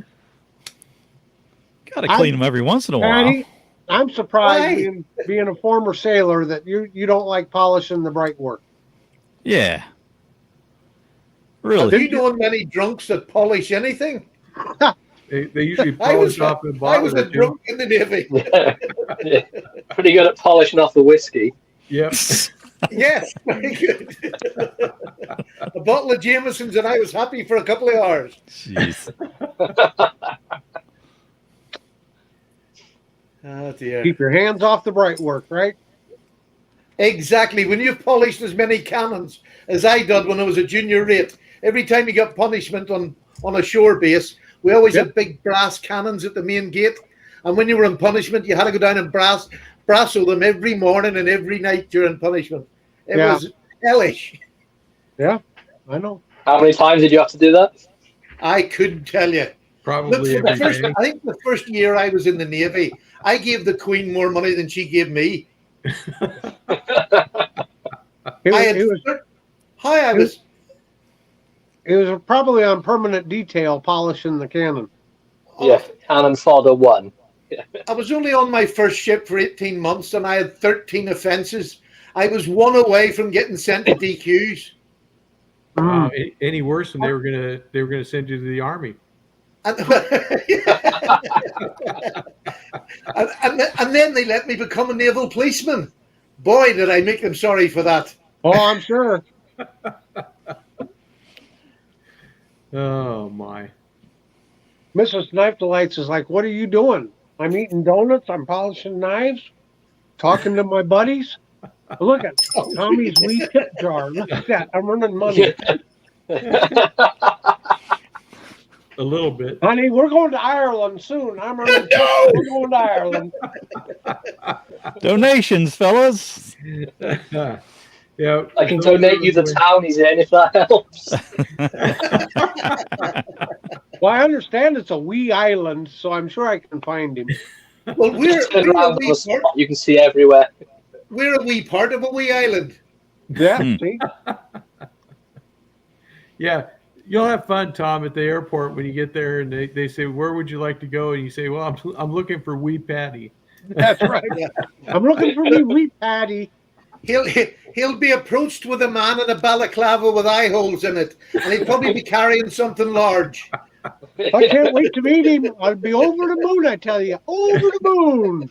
Yeah, just tell him you got to know where he is. He's just right across the shuck. Boy, that would be a lovely day. Yeah.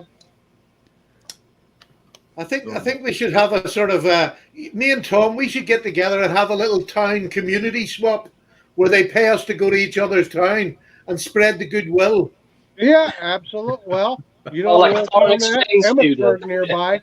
Yeah, I'm not too old to be an exchange student. There's mature exchange students. Sure. There's mature and then there's mature. Yeah, but I could go to Tom's and live with Tom. Tom would let me live with him. Oh, absolutely. I need somebody to scoop my sidewalk in the winter.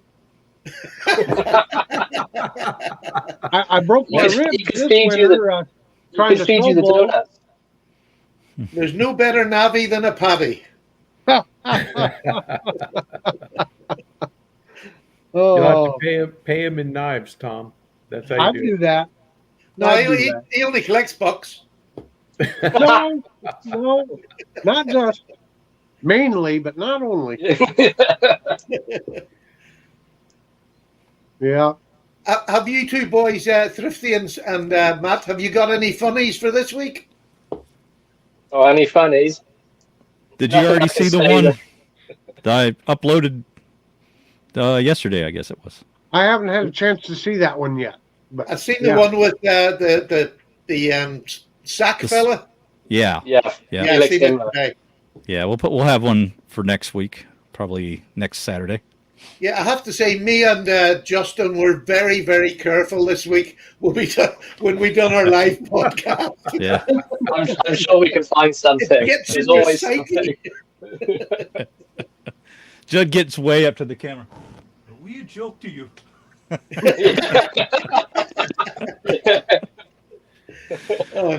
He's really come out of his shell. He's such a nice man, honestly. He just doesn't want to do YouTube, and that's it. He loves doing the podcast, but he doesn't want to do YouTube. And his collection's going and going. Yeah, you two have a fantastic rapport as well with each other. We have Yeah, such it's fun. fun.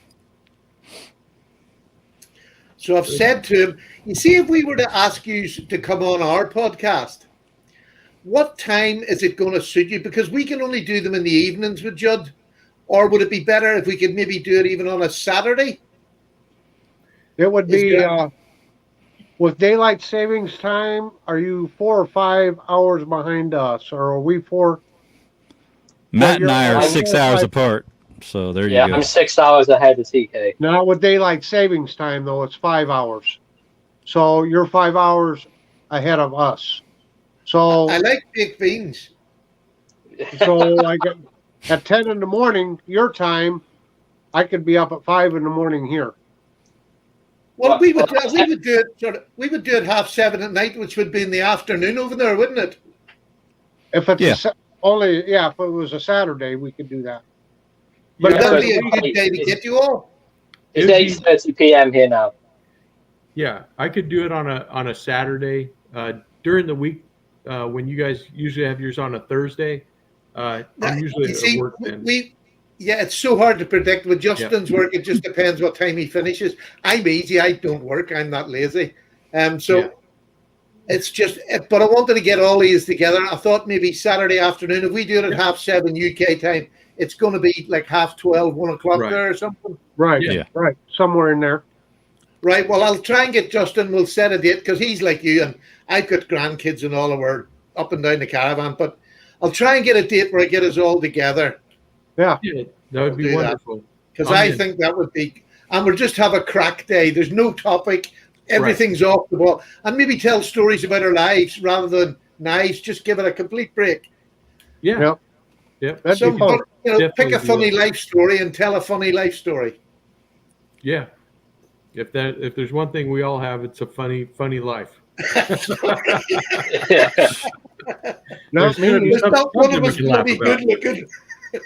So it's No, not going to be about Tom's a women policeman. with He's beard. very serious. Yeah. Yeah, Tom's probably got a lot of stories. Look at that True wee story. face. That face is well lived in. Jesus. We'll have to tell some sea stories there, Patty. I have quite a few, I would think, Tom, if I thought really hard. I got 1 or 2 probably. Yeah. Yeah, we can scrape them up. And RJ, John, you weren't in the services, were you? I was not. No, and Matt, you were a hippie, weren't you? You've never been. I'm a hippie, yeah, correct. Yeah. We'll have to get him to cut his hair, nice short back and sides to go with that beard. Mm-hmm. Not a chance. I've got a few It's tools for the job. It takes a long time to grow this. It's not a chance. Damn, you look good with that. Thank you. Oh, the sailors coming out, didn't we?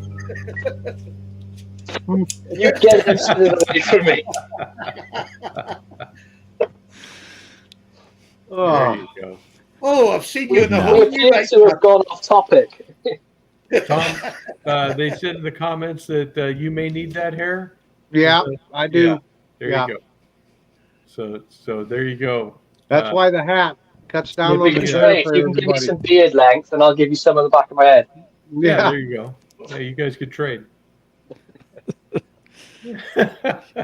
Just trying to imagine Tom with brown hair. I'm sure it was at one time. At one time it was. I've always been blonde. Yeah. That's better than red, though, I must say, for an Irishman. Oh, never go near a ginger Irishman. That's trouble. Hang on, I'll show you a picture as a young man. Hang on. No, lovely. Oh boy. Here Oh, we God. It's just going to Am be I Mr. going to have to Wonderful, get a isn't it? sailor picture? go. I have You are, no idea. yeah. Knowing him, it's hard to know exactly. Oh, thank you, Mike. Thank you very much. Yeah, enjoy your weekend as well, my friend. I'm afraid when I was in the Navy, I never really used cameras. I never took any. I've got so few pictures of me in my uniform. So few. I think there's maybe 2 or 3. Yeah. And one of them I had to get married to get. I'm the same way. I don't have very many pictures or anything from when I was in the service. But I'll dig out a couple for next week and bring them on. I think that's the difference. Just in the technology. It was for us in the late 70s and early 80s and stuff. You had to have a camera and get the film developed and all that other stuff. Versus, oh wow, look at that! Oh, what a handsome chap! He's a recruiting poster. Oh, definitely. I would join up to meet him.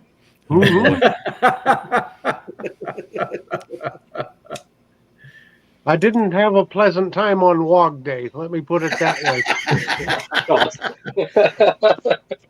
way. Patty knows what a WOG Day is. Crossing the equator. There's a little. Oh, you don't?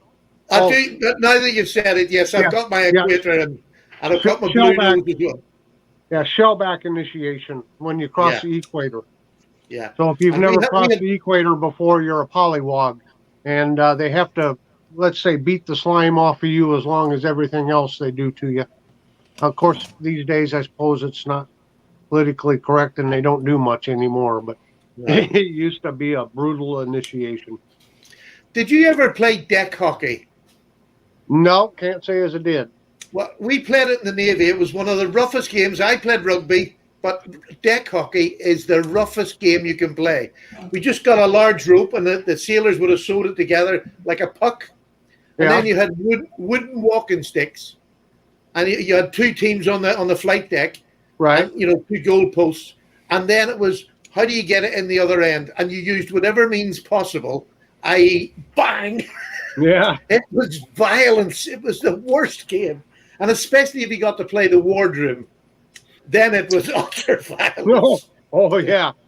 Oh, I miss them days. I mean, when I joined up, the leading hand, or a corporal and the equivalent of a corporal, if I'd done anything wrong, the corporal would just come into the workshop, and all you'd got was a big 3D around your head, or he'd fired something across the workshop at you. Nowadays, they can't even speak to them using bad language. It's just so different. I know. They used to have, and none of the ships I was on, we ever had one, but they did have what they called a captain's smoker. And when a bunch of guys, crewmen, were mad at one another, rather than fights and riots break out, they'd set up a ring and they'd have them go in and box and just get their frustrations out on each other. Super dope. It was called a smoker, Yeah, ours was started in basic training. You had to do boxing in your basic training. And it didn't matter what size you were or what weight you were. It was just two names called out. You went into a ring. You either won or you got beat up. Yep. I can't imagine that happening now. Different days, my friend. Oh. I mean, my son left after 22 years, and he was probably one of the most politically correct instructors I've ever known in my life. I mean, the words he used, I wouldn't even know what they meant in my day. Yeah. It was just so politically correct. What do you think of political correctness? Do you think it's a good thing or a bad thing? Bad. Am I allowed to voice my own opinion on here the correct way?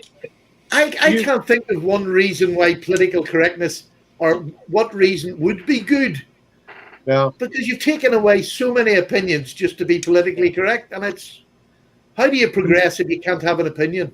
Right. I think that a big problem that we have today is that no one can debate an issue. It just it devolves immediately into name calling and people having hurt feelings when really if we aren't able to discuss in a setting there where each side can let out say their opinions about a subject, so that who can win the battle of the ideas. How do we advance forward if one side's continually shut down or the other side's continually shut down? You're not able to see, is this something that we even want to pursue as a family, as a people, as a school, as a whatever, a state, county, nation. That's exactly it. You can't have your own opinion because people are offended by your opinion. Exactly. Yeah. It's a means of control. They're trying to control. one group is trying to control the other by limiting their speech, is what it is. Yeah. Right. It's funny. My daughter now, she's 40, and she's gone. She's a mature student. She's at university now to be a social worker. This is her last year, and she was saying on the forums, when you make out a report on somebody, you've done a study of them, and you make a report of them or their family.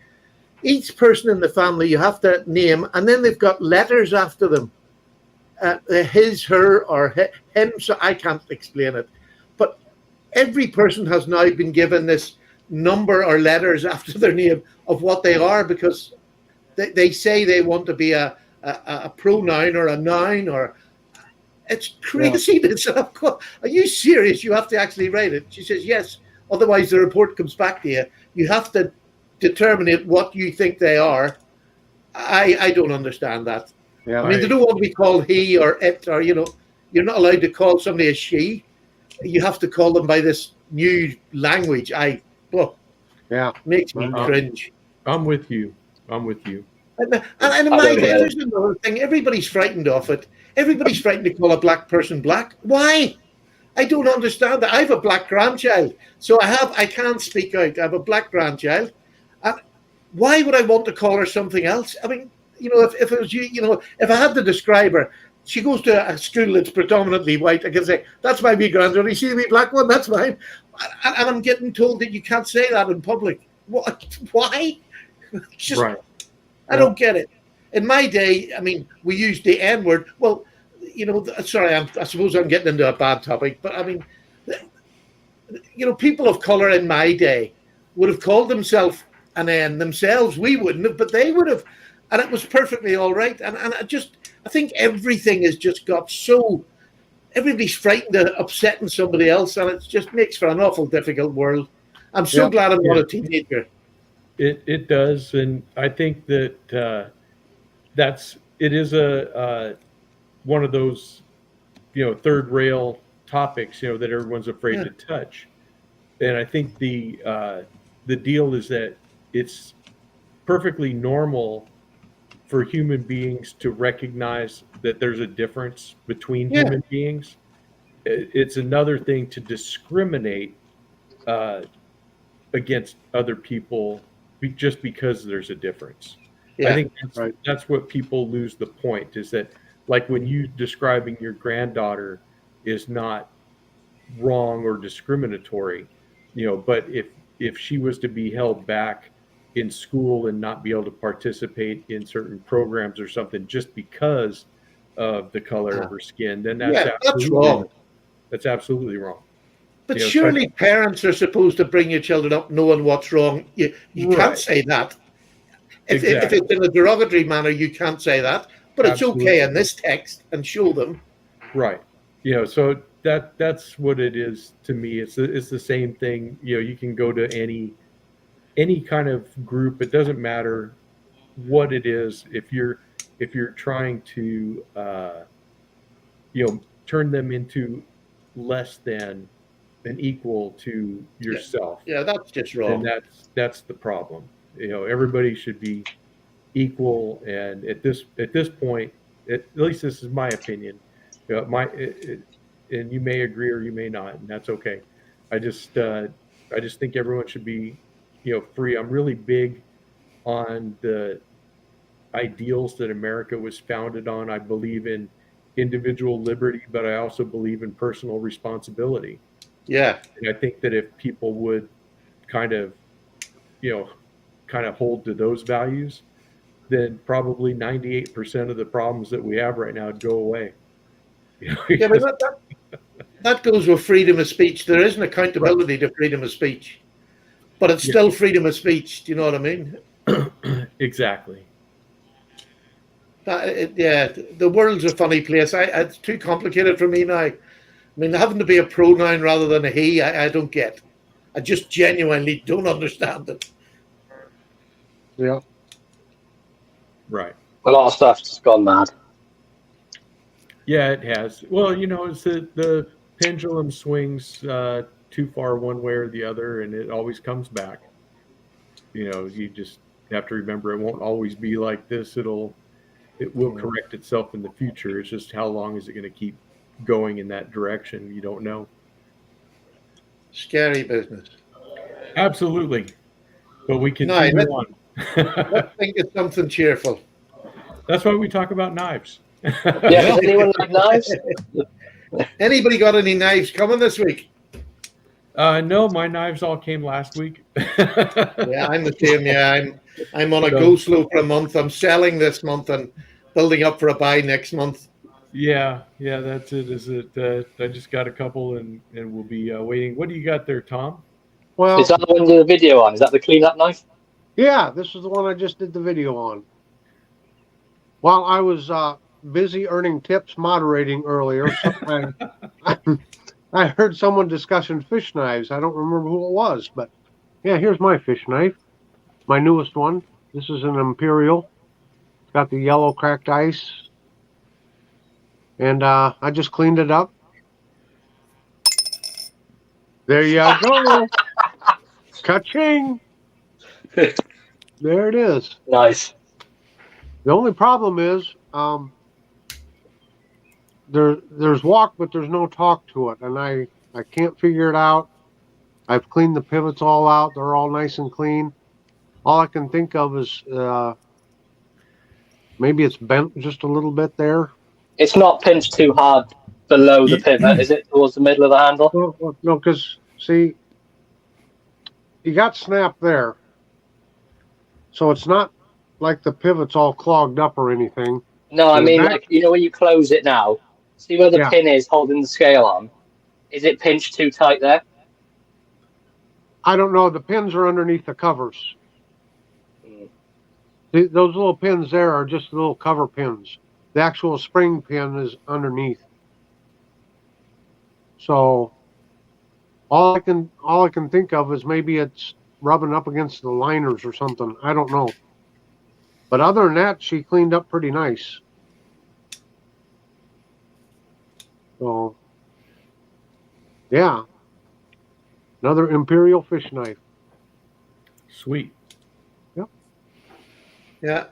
I actually have a knife coming now that I think about it. Electrician's knife. Oh, Cool. what kind? Or what brand? Well, I got to looking at the Camilluses that I already had, and I wanted to get. I guess I decided I was going to try to get all the different tank stamp versions. I've So- kind of worked on that too. Yeah. Yeah, so I've got one from the 70s coming. Yep. It's got the Talic Camillus tank Okay. stamp. Very nice. And I'm saving up too, Tom. I'm kind of in your same position where I'm saving up for a Grail, a big one. Yeah. Ooh. Yeah. There you go. Oh, very interesting.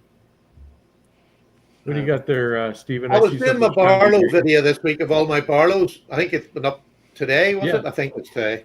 But I had this one. This is an Imperial Ireland Barlow, the Granddaddy Barlow. It is probably the worst made knife, cheapest materials. The handles are hollow, thin plastic. The blade is a beautiful shape, and it takes a razor edge. It's carbon steel.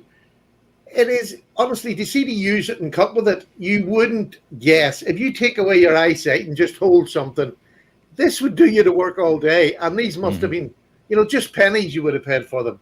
Really cheaply made, clip-over Yeah. bolsters. Like And $4 honestly, when they were new, something like Yeah, that.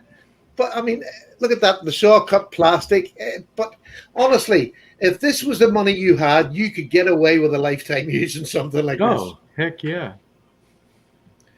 And it was nice to get it out, but listen to how badly it goes into the handle. Oh yeah, It's just Yeah. horrible.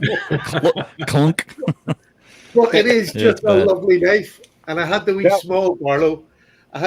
This is just a smaller size and the same thing. It's a two-bladed Barlow. But if I could, I can't. Yeah, It rattles. It literally, the scales are rattly. The bolsters are just pinned on over the top. yeah. Right. And it rattles at certain Hollow places when shells. you're using it. Yeah. But again, honestly, if that's all you've got, so what? That will do you. That was a great video of your collection, Patty. Thanks, pal. Yeah, I I enjoyed doing really- that one. I really enjoyed that one. Well, that's a It's good very question. hard to keep the. Sorry. Oh, go ahead, Patty. Finish your thought. It's very hard to keep the pace up when you're doing a video like that because you can't spend 10 minutes in each knife. Mm-hmm. So it really is, like I said in the beginning, I'm doing my whole video collection and it's more for me so that I have it on record, that Right. I can look back to a certain year, which I wish I had done years ago. But I'm going to go through every knife I have over this year, just so that I can have a collection update that's proper. Yes. That's a good idea. I think my problem is that I forget when I show things on Instagram and on this live stream and stuff that sometimes I don't give it a proper video to go with that. And it's easy to skip over knives because you're like, oh, I think I showed that one already. Yeah, You have to exactly. go back and check. But Twang Thang had a great question there. He wanted to know, what do we think of the teardrop pattern knives? So I personally don't have any. So I also don't have any. I don't have a dog in this fight, but I think some of you guys do. I don't like the case teardrop, but I do like the Rough Rider teardrop. And why is that, John? What's I just like the shape. It's the bulbous part of the Rough Rider is just a better shape to me. The case is too narrow. I don't find it to be attractive. But I don't own one of those, so that'll be maybe something that I get in future. Yeah. You have one, Stephen? There's a Jack Wolf one. That's the Jack Wolf teardrop, which is a really perfect example of what a teardrop is. You can see that thin and dropping down to the wide end with a point. Sometimes they're a bit more rounded.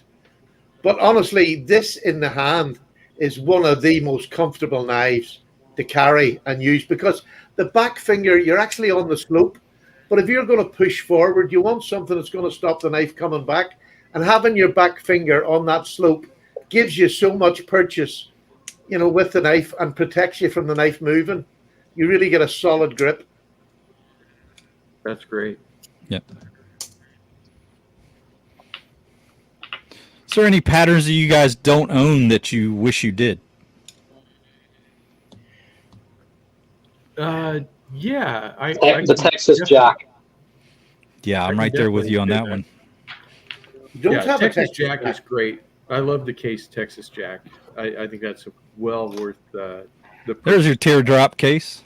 Yep. We'll go ahead and bring that up, and then we can talk about that.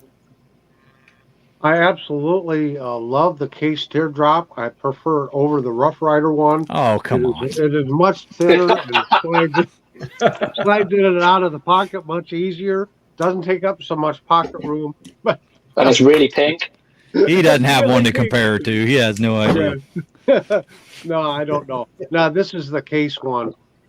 And I think this is actually a Tony Bowes design. It is, yeah. Yeah. And I thought I read somewhere, if I'm wrong, someone can correct me. I thought they said he designed this for the movie Lincoln, but I don't know. Oh, But, yeah. Interesting. So what do I think of the pattern? I think it's an elegant looking pattern. And as this one is smaller, I always thought it would make a nice knife for a lady to have in her purse, in a slip, and then in her purse or something.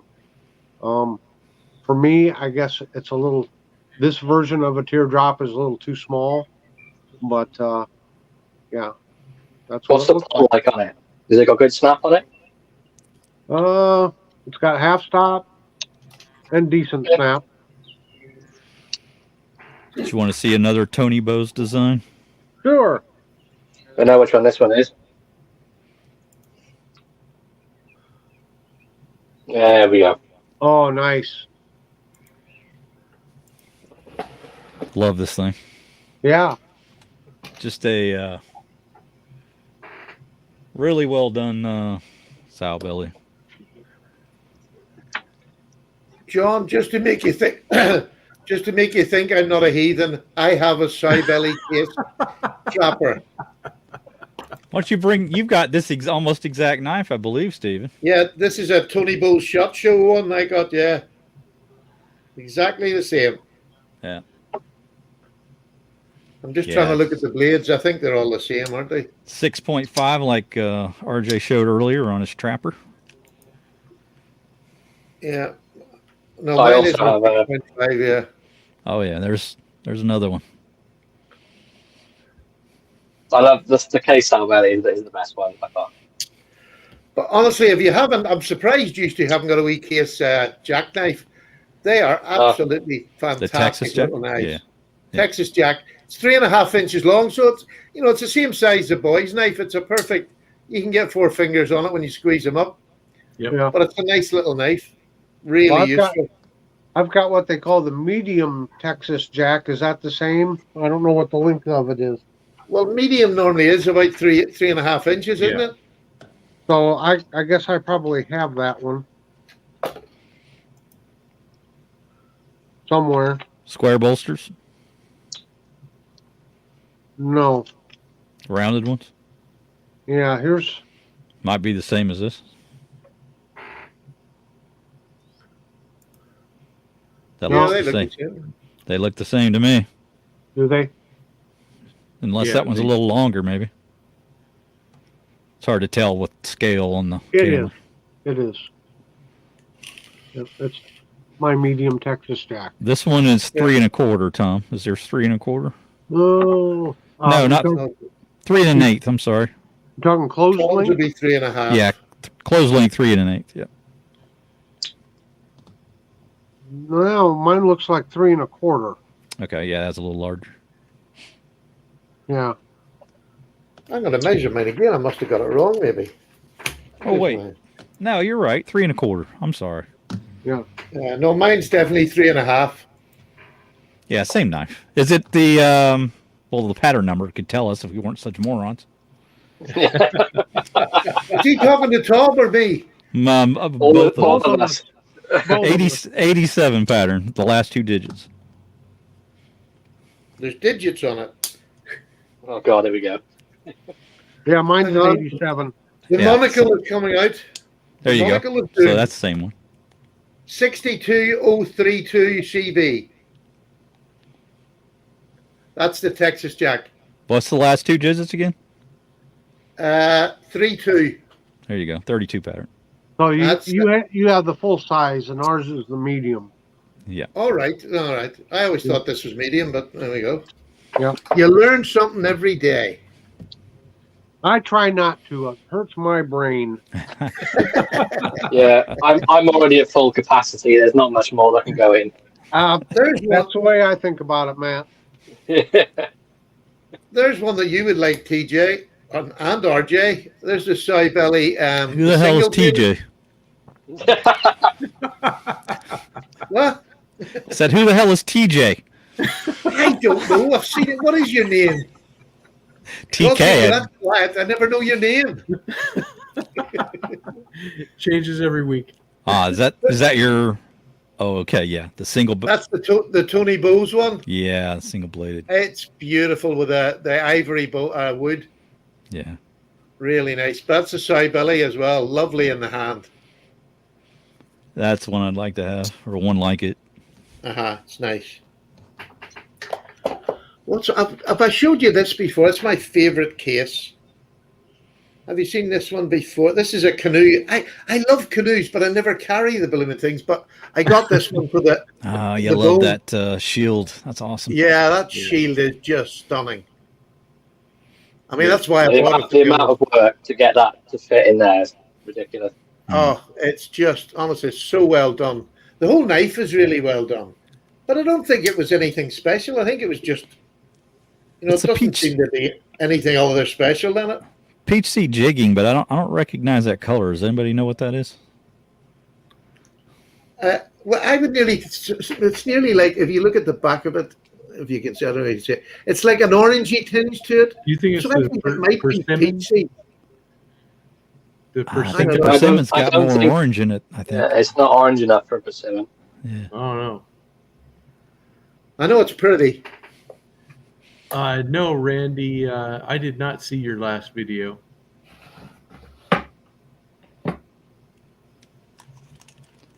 I think it's a good one for you to watch, RJ, if it's the one I'm thinking of. He goes over his little medical kit, and I think he ought to be going over that, Oh, you know, okay. because he shows how he has bandages and Band-Aids and stuff, and you could definitely have something, you should have something like that handy next to you. Yeah, it's a good video. Always ready. Yep. And a tube of super glue always at hand. Yeah, that's a great patch up. The best medicine. Oh, okay. Somebody said that might be the harvest orange. Okay. For that. Could That well seems be. like it. I have got the box for that one. That one actually came in a box, but it's up there in a pile. Yeah. Yeah, don't stand up. We don't want to see that.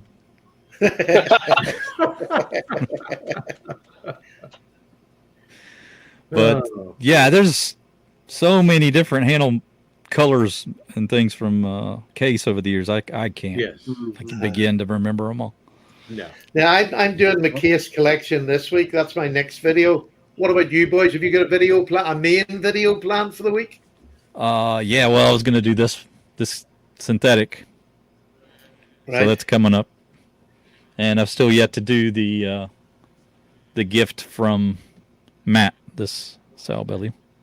So we've got those two planned. I want to do something on the marbles knife here, but I don't know how long it's going to take me to get it all researched. So, Are you going to clean it all up first, Tom?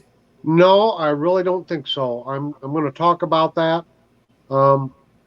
Anything that I think would be damaging to it, I'm going to try to remove. But other than that, I'm going to try to keep it in the same shape that it's in. Nice. So, You got to fix the tip? yeah, that's right. I'll fix the tip. I don't know. I don't know yet. I don't know, and it's hard to know. I don't want to take off too much metal down here in order to fix the tip, if that makes sense. Just drop the tip down, Tom. Just drop it down this way a little? Yeah. Just A wee bit? take it back about half an inch and just drop it down gradually. Start back I mean, here yeah, a wee bit? actually, you started a slope and you're just putting a little drop on the tip, Okay. coming down to the tip. So the Okay. thickest part is going to be the tip. You're not taking it off the main part of the handle. There's a lot of tips being talked about. I'm not a fan of it. Yes. Yeah. If you want me to sharpen it, Tom, send it my way. I'll do it for you. Oh, okay. I'll sharpen it with my anyway. favorite brick. I want to try to do something to condition the leather handle and the stag. Yeah. And there's some just plain like dirt and gunk on there I want to remove. But I'm not Well, I going to try thought it to was shine lovely it and all up. clean. Okay. What's that? That's lovely and clean. You don't need to touch that. Yeah. That's what I'm saying. I'm not going to shine it all up or polish it or anything like that. So, Bit of spit in a damp cloth. Yep. That's Paddy's motto. pretty much. Worked on that cannon, right? Yeah. Jeez, it's a lot of spit. Just before I walked the plank.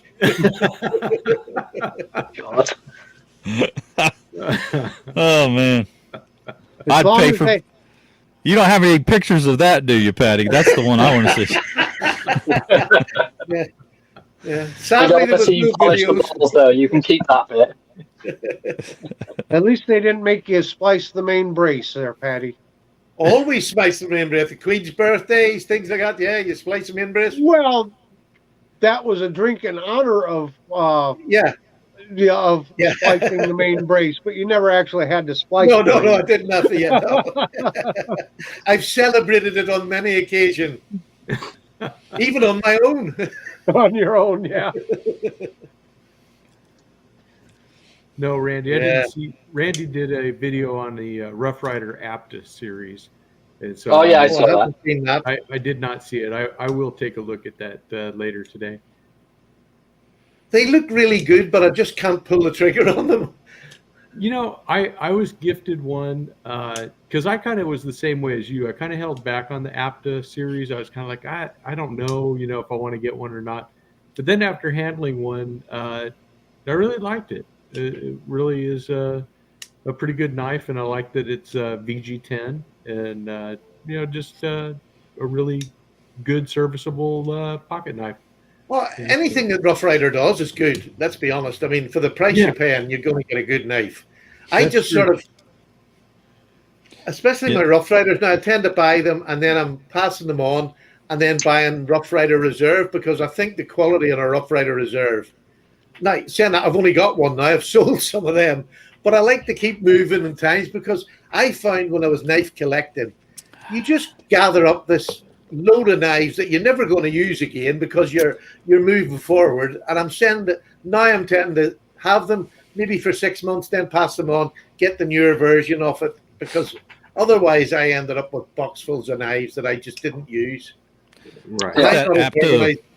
With that APTA RJ, the one you showed, the copper handled one, Yes. that they were going to argue that was a Warncliffe blade. Now, I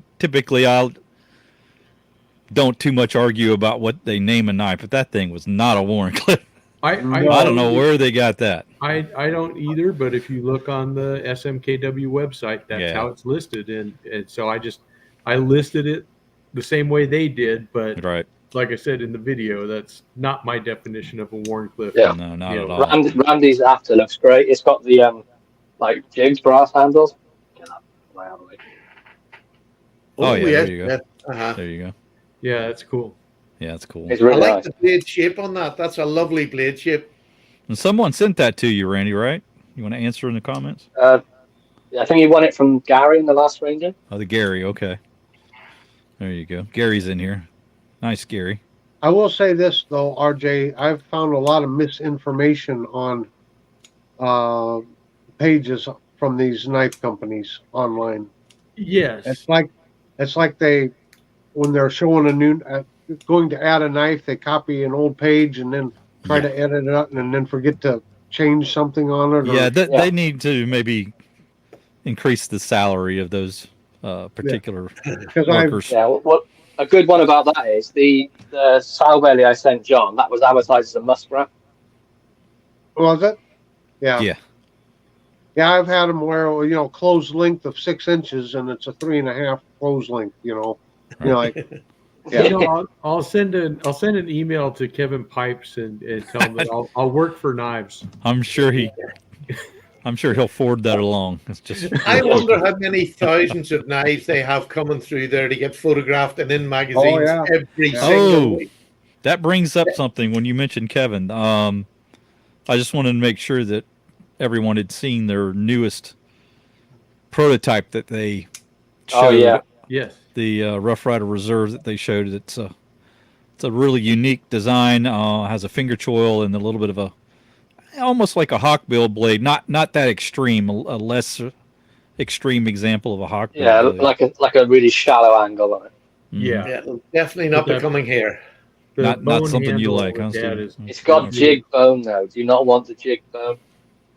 It's got bone. Yeah. It's jig bone. Well, I'll just grind the end off and make it straight. There you go.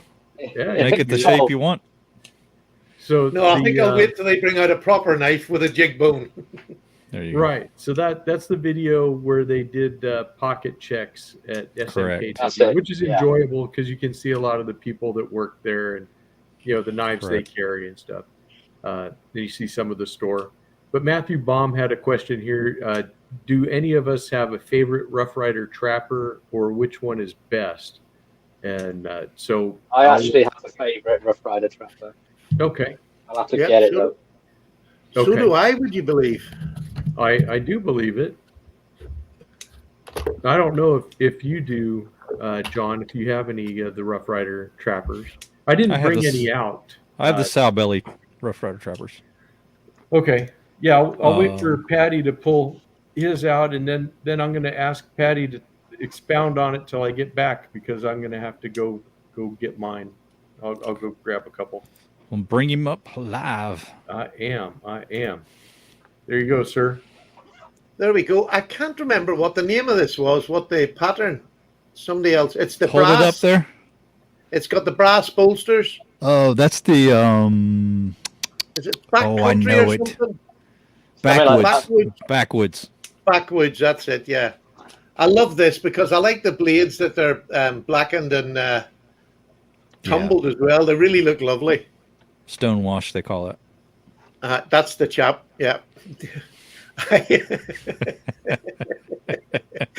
Tumbled. I knew exactly what you meant. Yeah, that's scary. I'm not a trapper lover, to be honest with you. I have this one. They're more for the channel than they are for me.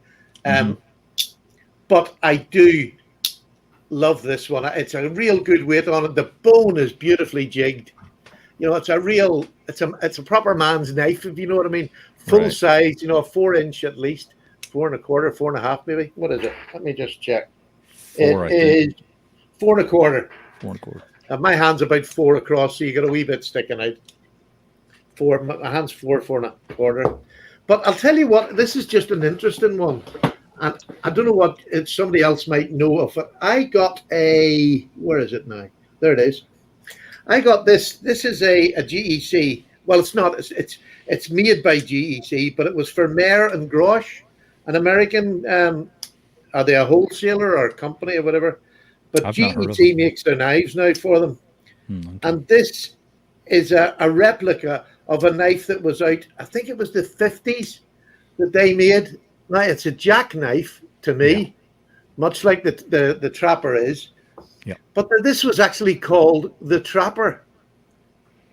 Yeah, I don't Mayer know and why, Grosh. because that looks like an equal in jack to me all day long. Yeah, Yeah. cigar jack, whatever you want to, but it actually says in the blade, it was called, let me just get it, it's quite fine now. It was called Mayer and Grosh, the Trapper, razor steel, $1.50 it cost at the time. So Oh, okay. it's a complete replica, lovely bone and all on it. Beautiful knife, but never a Trapper. No. But yet that's what they called it back then. Right. Well, it's So like along I've got with one just like that, Stephen. Nearly the same exact design. You remember Marbles came out when they called it the cattle knife, and it's like the only reason it's a cattle knife is got a shield of a longhorn on it because there's nothing cattleman about it. Yeah, it really is strange how they name certain things. Or It's almost like they just put their hand in a hat and pull out the first name that comes up. Yeah.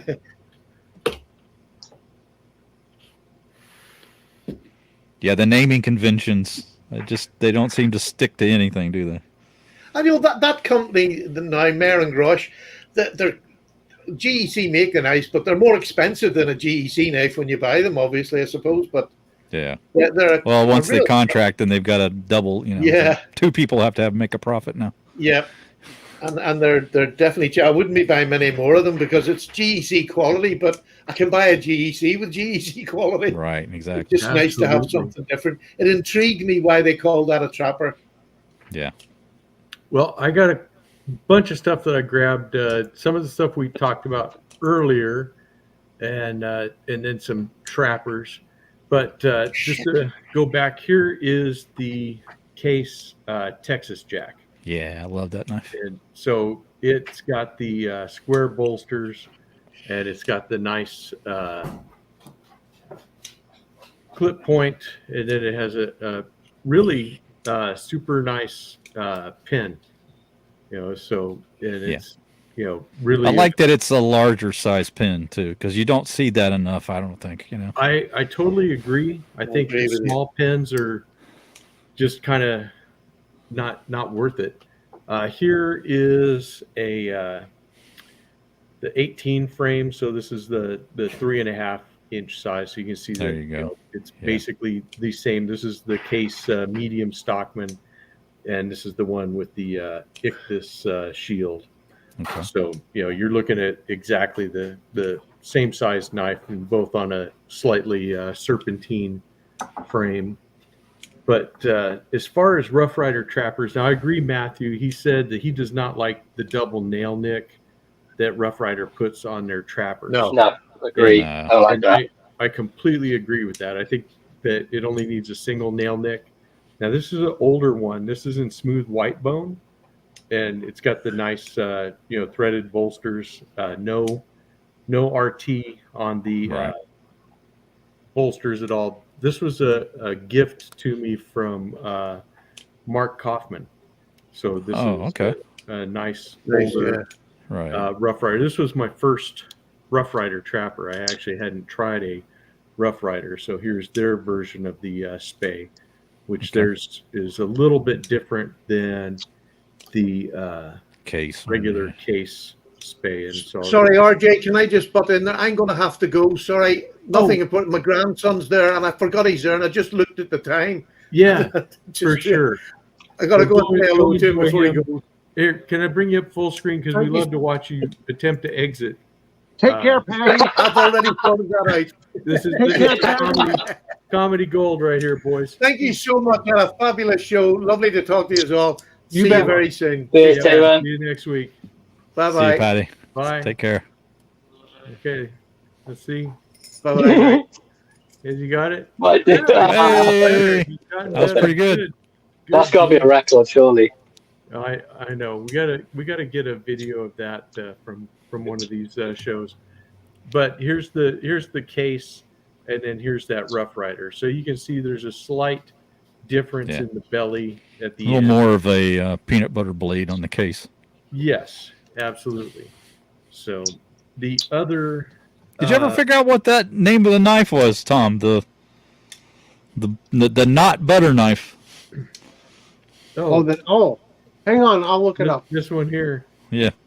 I always called these butter knives, and then when Tom did his thing, that's not actually a butter knife. Yeah, what RJ has is basically a table knife. I'll go get my that's butter. right. Yeah, that's what I always called it. A butter knife has no serrations. Yeah, so then John sent me this one, which I really like because it has the razor on it. So Oh, that's much better. The razor trapper, and so this is cool.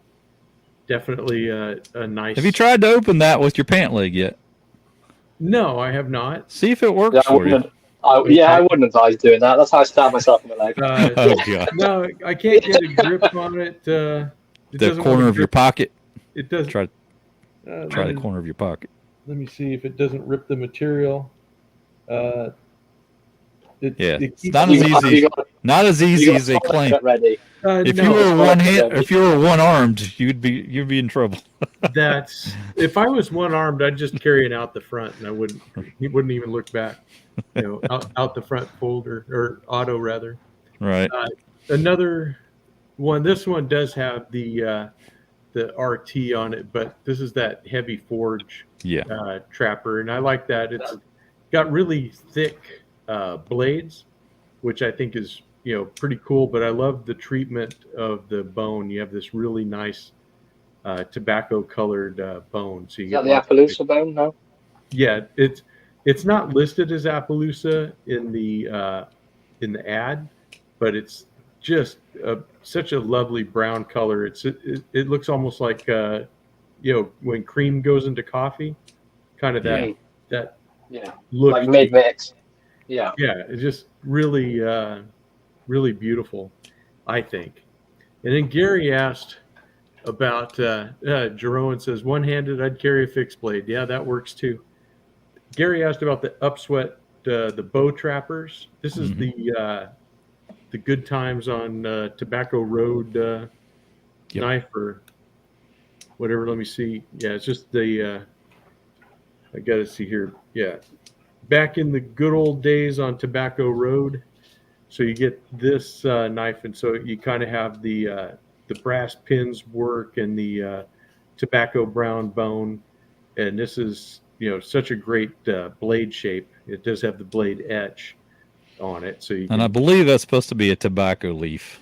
Yeah, that's supposed to be a tobacco leaf. They also did a Stockman in this pattern, so it's another thing. And I think that Rough Rider is the only people that make a bow trapper like this. And then here's the spay blade that they have on there, and this is a real peanut butter spreader. Yeah, right here. Nice body at the end. Got a lot of belly there at the front, So and it's comfortable to hold. I mean, it's more comfortable with the spay blade in because of the shape arch of it on the clip, so your hand fits better in this. But I think they're the only ones that make a bow trapper. Then they make that in several things. So. All right, Jerome, he's leaving. Right. And say, let's see that. RJ, that was Randy for an upswept trapper. Oh, okay. All right.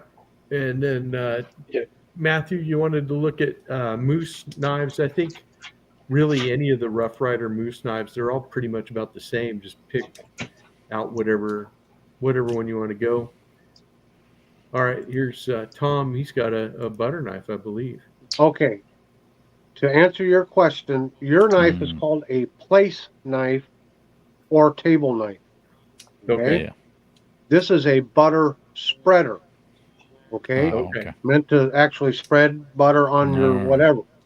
A butter knife comes to a point down here, and the handle's usually tipped up just a little bit, and that's kept on the butter plate, and it's meant so that you can pull an individual pat of butter off and put onto your plate, and then you return that to the butter plate.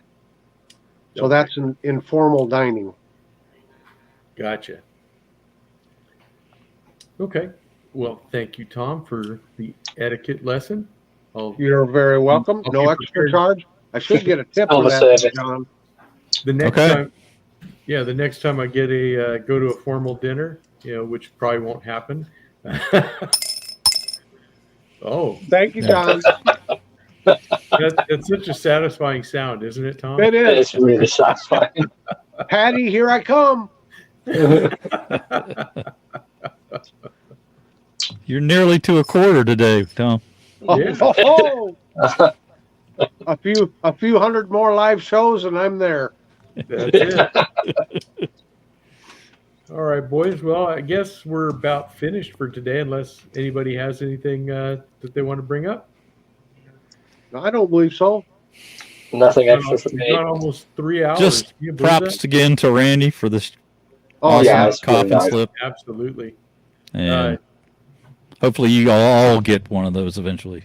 Yes, that's something I'm definitely looking forward to. Just That's awesome. want to thank all the other channels and all the viewers that are coming to these lives. It sure is a lot of fun, all the interaction. So thanks everyone for showing up and making our day. Cohen has a question for you, Tom. I think he wants to know which spoon he's supposed to use. Well, there are soup spoons, there are teaspoons, and there are tablespoons. Sugar So spoon also. there are sugar spoons, yes. And a serving spoon. And there are fruit knives, and there are melon testing knives. So there's lots of different kinds of knives. Lots of different kinds. Oh, Slippy, did you show the Rough Rider Trapper that you like? Did you have one? Oh no, I completely put it down and forgot. No, I I put it here. completely forgot about that. Thank you, Matthew. We'll show that. Thank you, Ray. Yeah. I guess we'll hold on for a few more minutes. We'll actually go to a full hour or 3 hours here. Why the heck not?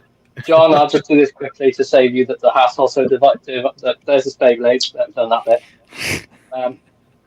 This is the classic cinnamon bone stag. There's quite a lot of patina on there. I do Oh use yeah, quite a that's lot. nice. Very nice. It's again, that's the same thing with the double nail neck. Right. Why do we need this one? Or why do we need this one? Pick one. Yeah, they put the double nail nick on that jumbo trapper too, and I don't care for it. No. It's almost pointless because the nail neck at the front is nearly buried in the handle, so there's no need for it. Right. All you need is one or the other. Yeah. Apart from that, I also have one of the sow belly trappers. Yes. There you go. With a big old peanut butter knife. Yeah. That one That's doesn't the look like best it one has as for me. deep a curve as the sow belly that mine does, but I don't know. No, it's quite shallow. Yeah. But this one's got a really good pull on it. It's probably Yeah, about the one you have, RJ, is actually a little bit different shape. It was a little older design because I have the sow belly in that same Tobacco Road, and the pattern shape's slightly different from the more modern sow belly trapper that they use now. Yeah. So I think the blade shapes are slightly different. I don't know how it feels in the hand. I didn't ever compare them, but Right. I agree with you, Matthew, and I think we all agree. Double nail nicks are no bueno. no bueno. Yeah. They're along with the spade blade for me. It's just pointless.